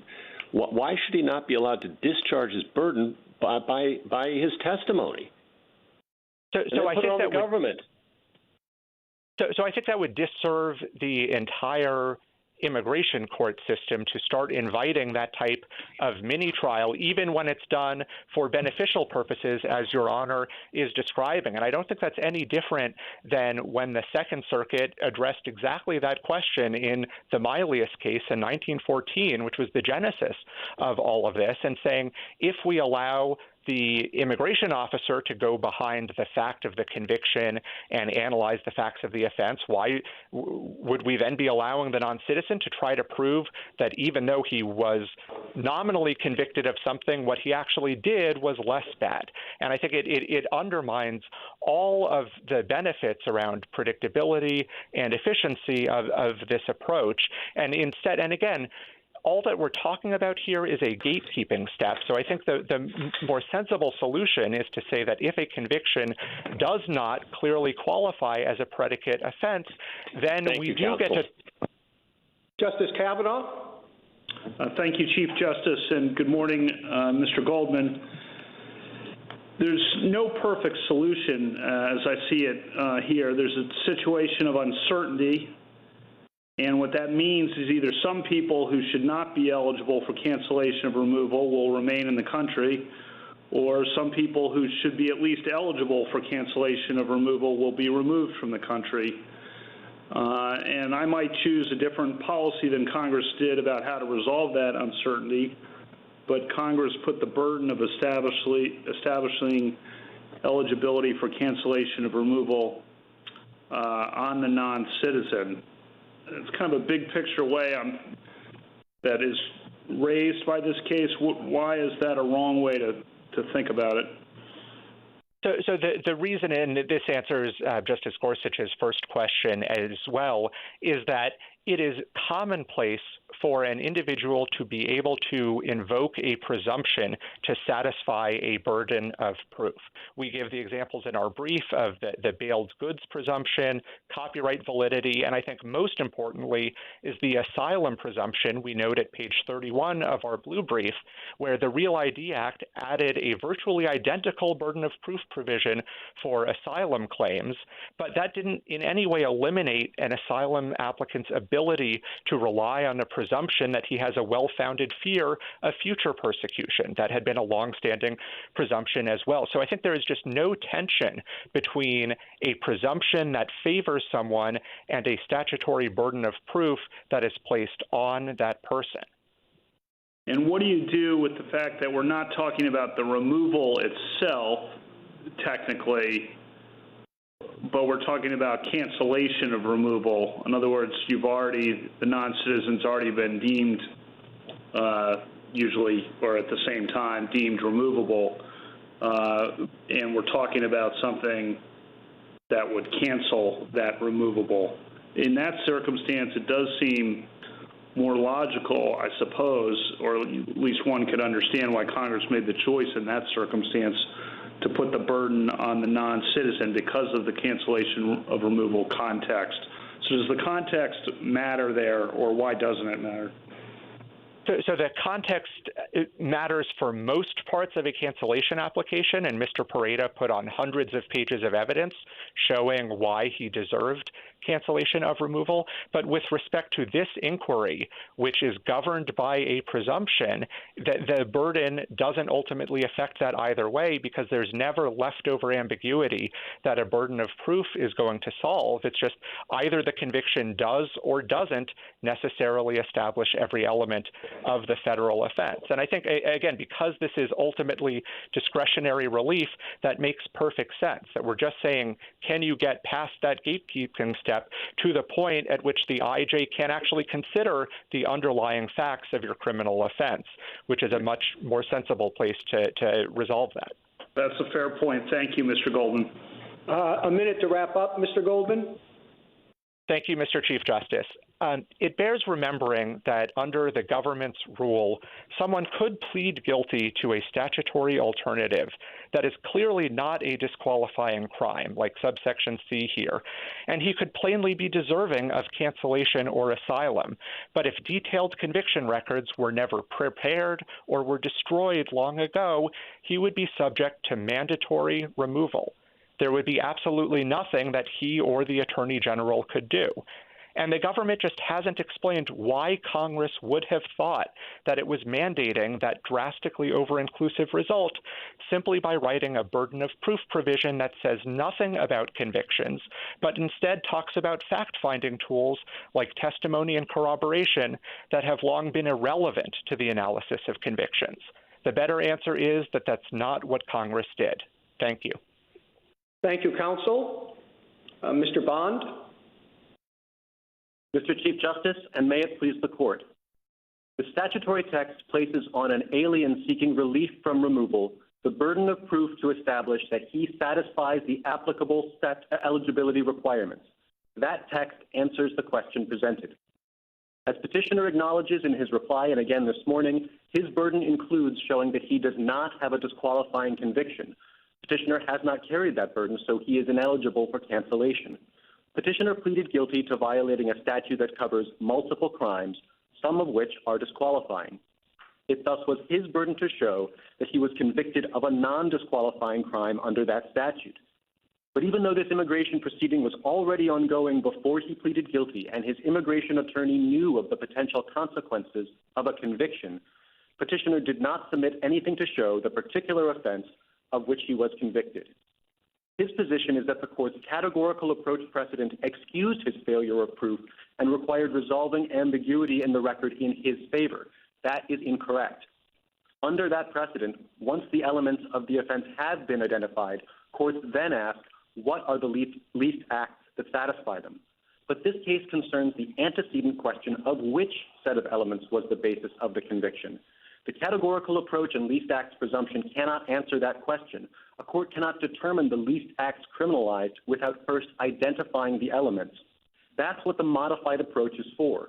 And if the record of conviction is inconclusive, the party with the burden has not carried it. Petitioner's approach conflates divisible and indivisible statutes, which this court has made clear are distinct. And his rule that ambiguity should be resolved in the alien's favor contradicts Congress's judgment that an alien claiming he is eligible for relief, bears the burden of proving it. Thank you, counsel. An issue that's kind of lurking in the background throughout this case and is certainly affected by the question of what kind of determination, is it legal or factual, is the limitation to the so-called Shepard documents.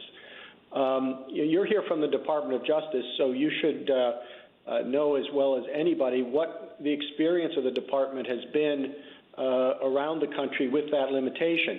Is it often the case that those documents, or how often are those documents not available? Does it vary from one part of the country to the other? Do you have situations where people are coming forward with documents that seem pretty probative on the question, but they're excluded because they're not Shepard documents? What can you tell me about that? So we don't have data at that granular level that tracks why a party is not deemed eligible for cancellation. We simply don't have aggregate data that point to that specific thing. However, I would suggest there's no reason to expect that an alien who has a criminal conviction, particularly like one in this case, who was convicted after his immigration proceeding was ongoing, would not know his criminal history, and he or his attorney would not be able to, or not at least know what documents to look for and where to find them. So I don't think he can know what documents to look for, but the reality, as I understand it, is that often you don't have these things aren't often papered because you've got a lot of, a busy criminal dockets and plea bargains and other things like that. So the fact that the lawyer knows what to look for isn't enough. And even if the lawyer finds them something probative, that's not going to be admissible on the question.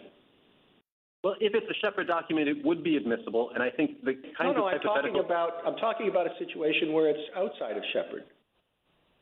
Sure, and with respect to the limitation to Shepard documents, as you know, in Shepard, we argued for a broader cast, and in the lower courts, we have argued under this particular provision for a broader array of evidentiary materials. That's not at issue here, both because the board rested on Shepard and because there are no non-Shepard documents at issue in this particular case. But to the question of unavailable records, I would say a couple of things. In the case of a plea agreement, in the case where an alien, as in petitioner's hypothetical, has pleaded guilty to a particular version of an offense, he has all the incentive in the world and the ability to memorialize that agreement in a written document that reflects that agreement with the prosecutor. In the context where the alien doesn't personally have those records and tries through reasonable diligence to obtain them, the regulation allows him to ask for a subpoena to get them from the court. And in the Thank you, counsel. Justice Thomas? Thank you, Mr. Chief Justice. Mr. Bond, if I heard petitioners right, petitioner doesn't seem to see much difference between the way we would treat this case and the way we would treat it in the criminal context. And what's your reaction to that? I think they are very different because of the judgment Congress made when it expressly placed the burden of proof on the alien to prove eligibility. That's what sets this case apart from all of the cases petitioner cites in the sentencing context. If you account for the difference in the burden of proof, though, I think the cases come to the same conclusion that the party with the burden of proof didn't carry it. So, for example, in Taylor, All that the court knew as the case came to this court was that the defendant had a conviction in Missouri for second-degree burglary, but Missouri had 7 different burglary statutes. So the case had to be remanded so that the government, the party that had the burden of proof, could produce the charging documents, and it did, and the sentence was ultimately affirmed. It's the same kind of circumstance here. The petitioner bears the burden of proof. He just didn't carry it by presenting any document to show which particular version of criminal impersonation he pleaded guilty to committing. Just a matter of curiosity, how much discretion do you have? If you think, for example, that a petitioner or an applicant is being evasive, does the Attorney General have the discretion to simply dismiss or deny his request for cancellation? Yes, the IJ could do that on a case-by-case basis, and yes, in response to some of the earlier questions, the Attorney General could adopt a regulation that does this categorically. But I think that's not the right approach or the right lens to approach this issue for 2 reasons. First, as this court has explained for a very long time, Congress intended these eligibility requirements under the predecessor statute governing suspension of deportation and cancellation to be enforced before discretion comes into the picture. That was true in 1984 in this court's decision in Finpatia, and it's even more true after ARERA and the Real ID Act raised the bar for cancellation eligibility precisely because they were concerned that discretion was being exercised too readily, and the Real ID Act that codified the burden of proof. And the second reason is that dealing with this at the discretionary phase changes the way that this would be litigated. In a case like this, where an applicant is demonstrably ineligible and hasn't carried his burden, the case can be dealt with at the motion to pretermit stage, and no one needs to spend time or resources litigating the merits of whether discretion is appropriate. But if this is dealt with by the IJ at the discretionary phase, the parties then litigate the underlying merits, and you lose all of the efficiency of resolving this at the threshold where Congress intended it to be decided. Thank you. Justice Breyer? Well, there is a virtue in simplicity in the law, and ACCA is complicated enough, much more than anyone thought, as is this. So why isn't a simple thing to do, keeping the law uniform, simple, as much as it can be, is we read Taylor. And when we read Taylor, here's how you decide whether a statute that says in Section 1342A, burglary of a car, a house, or a boat, and some are and some are not federal burglary, and which ones was this? Was he convicted of the boat burglary or a house? Here's what it says to do. You look at the statute. Well, that doesn't help. They're all 3. Then you look at the indictment or information. And then you look at the jury instructions. Now, if those 3 things, the statute, the jury instructions, and the indictment or information, show that this was burglary of a house, that it necessarily, we've said in about 10 cases, is burglary of a house, the government wins. And if they don't, the other side wins. Well, with slightly different words here and slightly different documents, do the same thing. Does the statute forbid that? Of course not.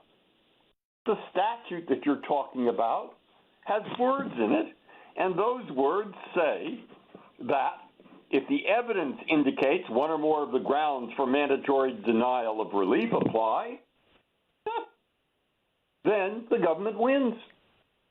So we look at the listed documents, we see if they do, and that's the end of the case. If they don't necessarily show that, then he's carried his burden of proof. Whether they show that or not is a question of law. Now, why isn't that the end of this case? 2 points, Your Honor. First, I agree with the mode of inquiry that you were describing that Taylor prescribes, looking to what we now call Shepard documents, with one friendly amendment.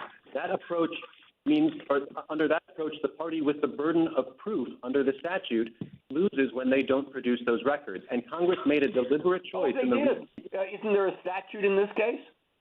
There is a statute, and it says he has to produce any more. the statute in this case provides is that the alien bears the burden of proving that he satisfies the requirements of eligibility. And the regulation that you quoted, this is 8 CFR 1240.8 subsection D, that regulation works against petitioner because what it says is when the evidence indicates that any ground of mandatory denial may apply, the alien must show that it does not apply by a preponderance. So in this case, when the alien puts in his description of his criminal record and it's clear that he may have a disqualifying conviction, the regulation is clear that he then bears the burden of showing that it does not apply. Now, the Shepard framework is perfectly compatible with that. He simply needs to use Shepard documents to make that showing. But the key difference... He did show. See, that's my basic point. He did show that he satisfied the applicable eligibility requirements because the applicable eligibility requirements is that set of legal documents in front of the judge does not necessarily show that it was a crime of moral turpitude or burglary in the other case. So he met it. With respect to Your Honor, I disagree. He did not show that with those documents. The necessarily establishes and least acts presumption the court has applies at the final step of the categorical analysis once you've identified the elements. What the documents he presented do not show is which set of elements he pleaded guilty to committing. We don't know which set of elements or which set of facts he necessarily had to admit, and until he can rule out a disqualifying conviction, he has not carried his burden under the statute and regulations. Okay, thank you, counsel. Justice Alito? In 1229A-C4A1, when it speaks of burden of proof, is that burden of production, burden of persuasion, or both? It is both. It is the burden of proof that this court ordinarily understands to mean the burden of persuasion, but we think it here subsumes the burden of production, which is to say petitioner couldn't carry his burden of proof in this case without producing documents or other admissible evidence that show he was not convicted of a disqualifying crime. I would add on the... Will the government have necessarily been required? Will the government have been required to provide certain documents relating to the conviction anyway? If the conviction is the basis for the determination of removability, then I guess the answer to that is yes. But I suppose that's not always so. That's right. It is not always the case. It is not the case here. The government did not seek removability based on a prior conviction. It was simply because, as petitioner conceded, he was in the country without having been admitted. The conviction came in at the cancellation stage. Now, with respect to what the government searches for to find, it's true that the government performs a simple background check to find prior criminal activity, but that produces a report that looks like a rap sheet with arrests and convictions at a high level of generality. It does not provide the kind of granular information about which prong of a divisible statute the alien was convicted under, and it certainly does not result in a complete set of Shepard documents with which the government could demonstrate which version of the offense the alien was convicted of committing. In a case where the government... why do you think that the Shepard limitations would apply in this situation? It's one thing for us to say in a criminal case where the government, the prosecution, has the burden of proving prior convictions beyond a reasonable doubt that we are going to put a limit on the proof that the government can rely on to try to discharge that burden. Whether or not that was a good idea, that's what was done. But it's something else, again, to say that where the alien who is seeking cancellation of removal is the one who will be disadvantaged by the failure of proof, that person is limited by Shepard in the documents that can be relied on to discharge that burden. I don't know, why does that make sense? Why is it fair? And where would we get the authority to impose that limitation?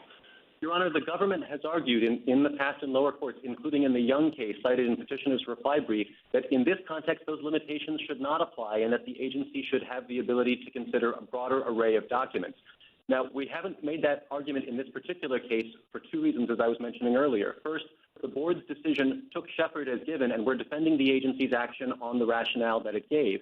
And second, this isn't a case where any issue of non-Shepard documents has come up, at least as the case comes to this court. No one is arguing that some non-Shepard document was presented but not considered or vice versa. So I think the The issue is an important one to leave open for the future, but it's not one that's implicated in this case. Justice Sotomayor?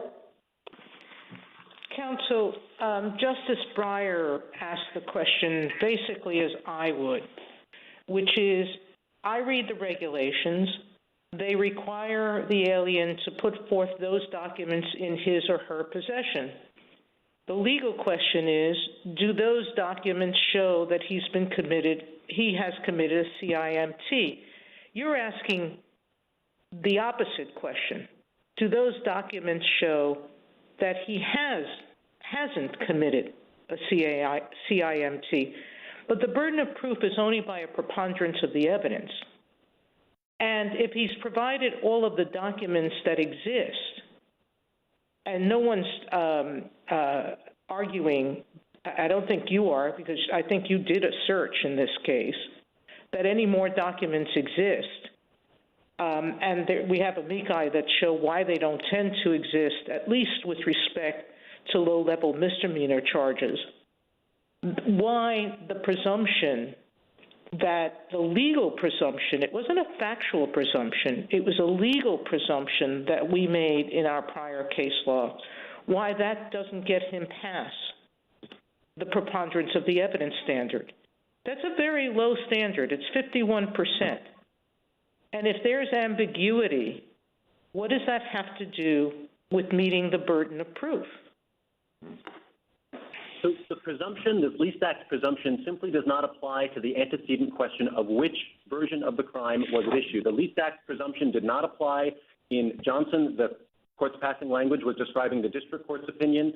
The least act presumption did not apply in Taylor, where the issue otherwise would have come up. The court has not applied the least act presumption beyond the context of determining what a particular set of elements requires, what it means, because to find a defendant has committed those elements, the jury need only find the minimum conduct. But to go to your broader question what you need is the Shepard documents proving that. And if they don't exist, then you're back to the fact that as a matter of law, there's no proof that you committed that act.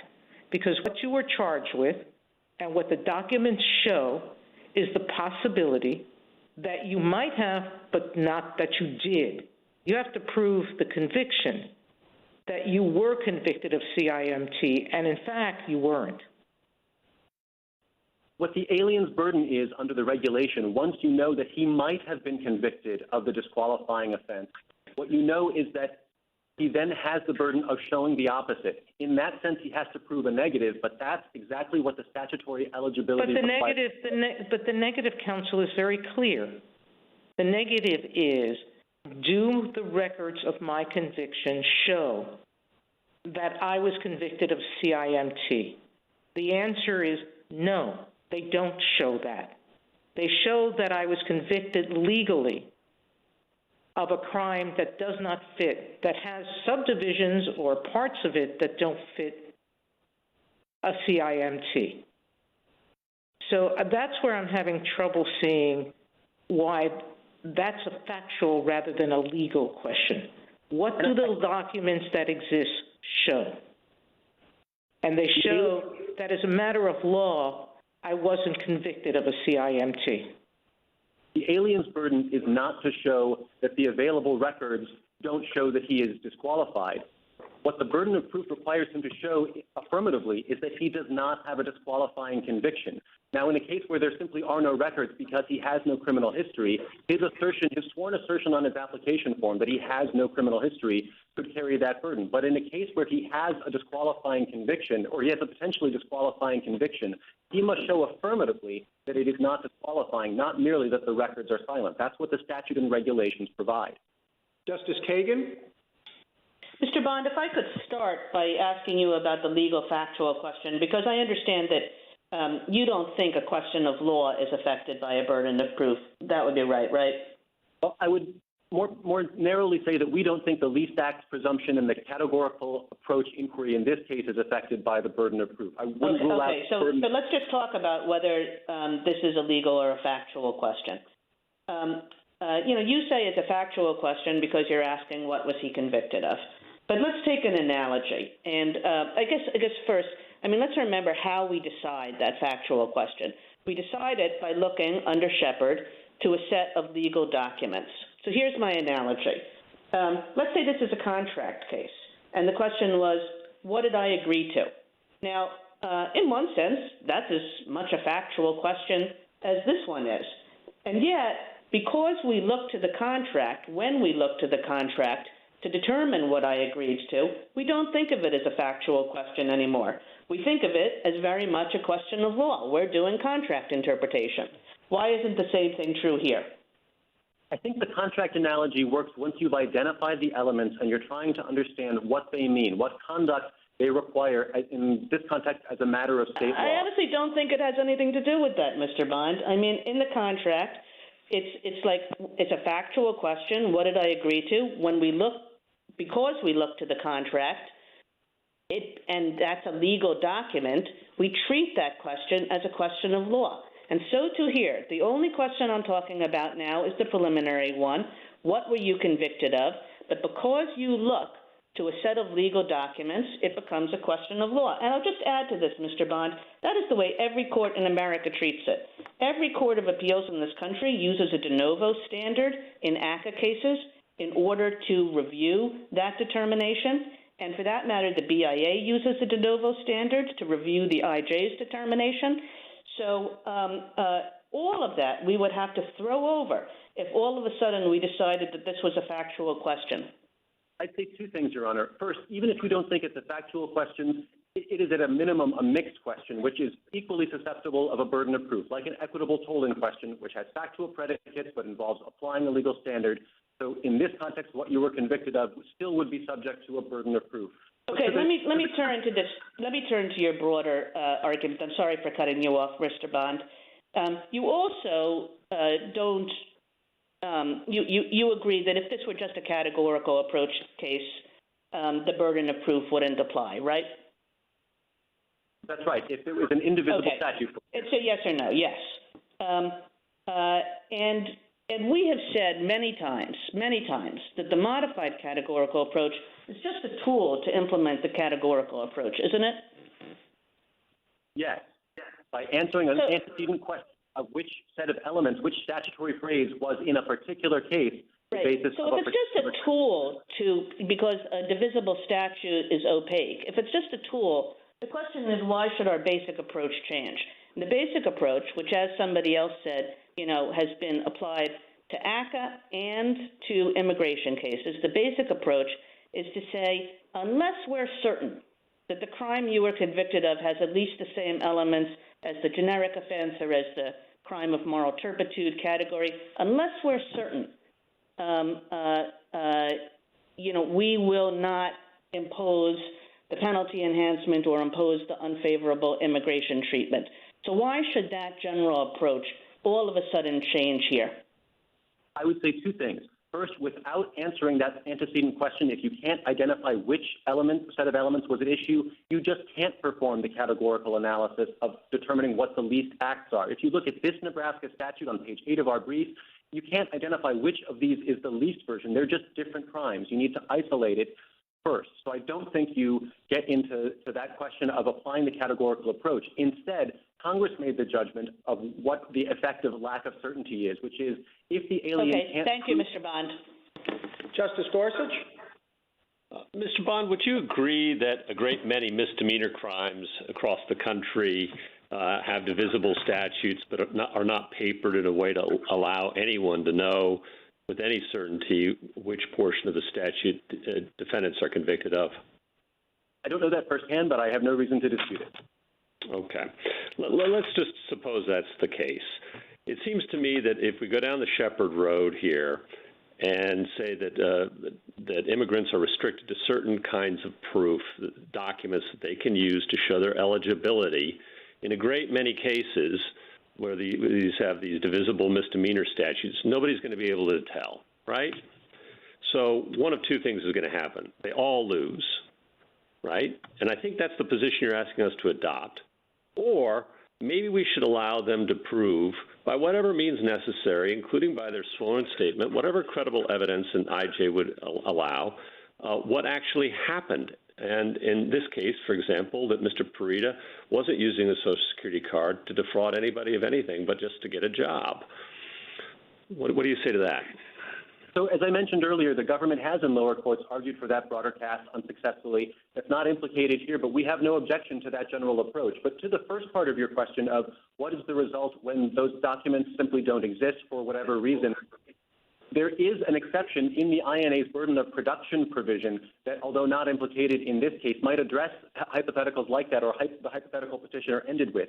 And this is section 1229A-C4B on page 8A of the appendix to our brief. And what the final sentence of that provision says is that if the IJ otherwise finds the alien's testimony credible, but the IJ requests corroborating information, alien must supply that corroboration unless he demonstrates that he doesn't have it and can't reasonably obtain it. Now, the board in the Almanza-Arenas case applied that in the context of a prior conviction and said— but that's all about corroborating his testimony. But, and I admit that's a possibility, but that comes in later, right? I mean, nothing in the statute, agree with me, compels Shepard. I agree with you that nothing compels Shepard, but I don't agree that testimony comes in at a later point. The starting point for an application is a sworn statement describing the alien's own criminal history. And at the hearing, the IJ can follow up with questions of the alien who is present, asking about what was the basis of— But Mr. Bond, you'd agree with me that he just has to provide facts that support his application, right? And it's up to the IJ to determine whether it's credible and persuasive, or perhaps whether further corroborating evidence would be necessary, right? He has to submit supporting documents with the form that's explicit on the current form, and I think was clear even on the original form at issue in this case. He does have to provide supporting— I'm not talking about your forms. I'm talking about the statute, right? What's he required under the statute? Shepard's not required, right? We agree with that, although the very statute we're talking about begins by requiring the alien to follow the instructions on the form. So Congress— Let me turn to another area entirely, and that is, do we have burdens of proof in contract interpretation cases, and do they sometimes become questions of fact about what a contract means? A contract interpretation dispute can certainly turn on questions of fact, but there can be antecedent questions about, is this document the authentic version, or if parties are offering competing pieces of paper saying this is the final document, that can raise a factual question, and that's the kind of question we had here. Is this indictment, for example, the final indictment that was charged? Or is this plea agreement authentic? Those kinds of factual questions underlie the question presented here. Thank you. Justice Kavanaugh? Thank you, and good afternoon, Mr. Bond. I just want to broaden it out a little bit here and talk about the context. We're talking about eligibility for cancellation of removal, and you want to say that he is categorically ineligible for cancellation of removal. Even if you lose here, the executive branch, correct me if I'm wrong, could still deny cancellation of removal and remove him. Is that correct? The executive would have that discretion. That's correct. Okay, so we're just talking about categorical ineligibility, and therefore, since you would still have the discretion to deny it, it seems to make sense to think about how this works in practice. And here, do you consider the facts of this case typical of the cases where this kind of issue arises? I'm not sure which aspect of the facts you mean to be typical, but I think this is a very unusual case in which the alien is representing that he can't produce the documents that show which version of the statute he pleaded guilty to, even though the immigration proceeding predated his criminal conviction and his immigration attorney told the IJ that this ongoing criminal conviction or criminal proceeding may affect this outcome. So I think this case illustrates why it was sensible for Congress to put the burden of proof on the alien. And to the discretion— Well, I was thinking more, he's lived here for 25 years in the United States, has a wife and 3 kids here, one of whom is a U.S. citizen, works construction and cleaning, had a fraudulent Social Security number, which got him a $100 fine, but no jail time under state law. You know, that seems a thin reed to make someone categorically ineligible for cancellation of removal, and the thin reed corresponds legally to when you have that kind of offense. It's not surprising, as Justice Gorsuch says, that the records are going to be thin as well. And I just want to know how we should think about that. I would think about it this way. Remember, we're only dealing in the context of aliens who have been found removable, including in this case for unrelated reasons, and are seeking special dispensation, what this court has analogized to a pardon, and where Congress... I'm sorry to interrupt, but the special dispensation, you could still deny cancellation of removal. That's the point I started with and wanted to underscore. So it's not taking away the executive branch's ability to deny cancellation of removal if we rule against you. It's just taking away the argument that someone in this situation who's been here for that long with this kind of offense is categorically ineligible. I think what it does is contradict Congress's judgment. Even before IRERA, Congress wanted these eligibility criteria to be enforced stringently, and after IRERA and the Real ID Act, there's simply no doubt that Congress wanted these to be taken seriously and not resolved as a matter of the discretion at the merits phase of the proceeding. And I would add that I think Congress would, in particular, not have intended the statute to allow moving to the discretionary phase for an alien who had every opportunity and incentive to create and preserve the very records that are at issue here. There's no explanation for why those records weren't presented or created in the first place when he had every reason and opportunity to do that. Thank you, Mr. Bond. A minute to wrap up, Mr. Bond.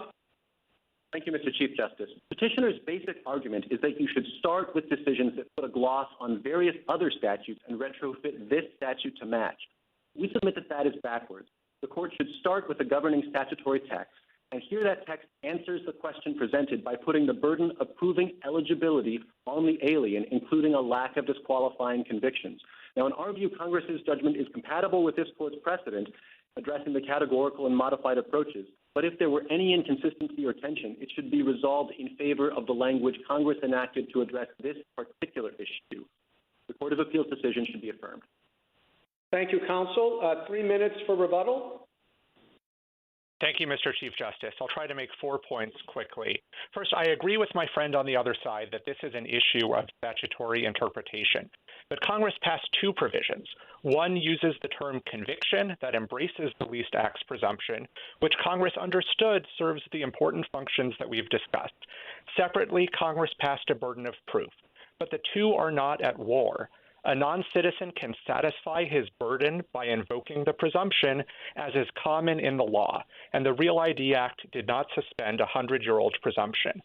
Second, Justice Gorsuch asked me in the opening argument about the burden of production, and that came up in the last half hour, and I would just emphasize that the government produced the documents here. Page 2A of our blue brief has the certification of the immigration officer. And that wasn't an act of generosity here. That is what the government does in all of these cases, and that is because it bears the initial burden of production to show the existence of a conviction that, at least on its face, appears to be disqualifying. Section 1229 AC3B, which Justice Gorsuch asked me about, and subparagraph C as well, refer to in any proceeding under this chapter. So it's not limited to the context in which the government is trying to prove deportability. As for the regulation that my friend on the other side mentioned, Section 1240.8D, the Attorney General's own interpretations of that regulation in the matter of AGG case and the matter of SK case that we've cited in our reply show that that regulation places an initial burden of production on the government not to speculate that a bar may apply, but to actually make out a full prima facie case that the bar to relief may apply. Third, Mr. Chief Justice, you asked about some of the practicalities around memorializing the terms of a plea, and I didn't hear my friend on the other side give any answer to how this could work for old convictions, like the decades-old convictions that I mentioned, nor did I hear any answer to how exactly the criminal defendant could force something to be recorded in the many county and state systems where this is simply checking off boxes on a computer program or a paper form, and there's no opportunity to comment further. Finally, my friend on the other side mentioned efficiency concerns around allowing these cases to be decided at the threshold. And I would just note that our rule has been in effect in the First Circuit since 2016, in the Second Circuit since 2008, and in the Ninth Circuit for 6 of the last 13 years. And as in the Nasrallah case last term, when the government made a similar efficiency argument, it has not substantiated that by pointing to any actual problems arising in those circuits. The judgment should be reversed. Thank you, counsel. The case is submitted. The Honorable Court is now adjourned until Monday, the 2nd of November at 10 o'clock.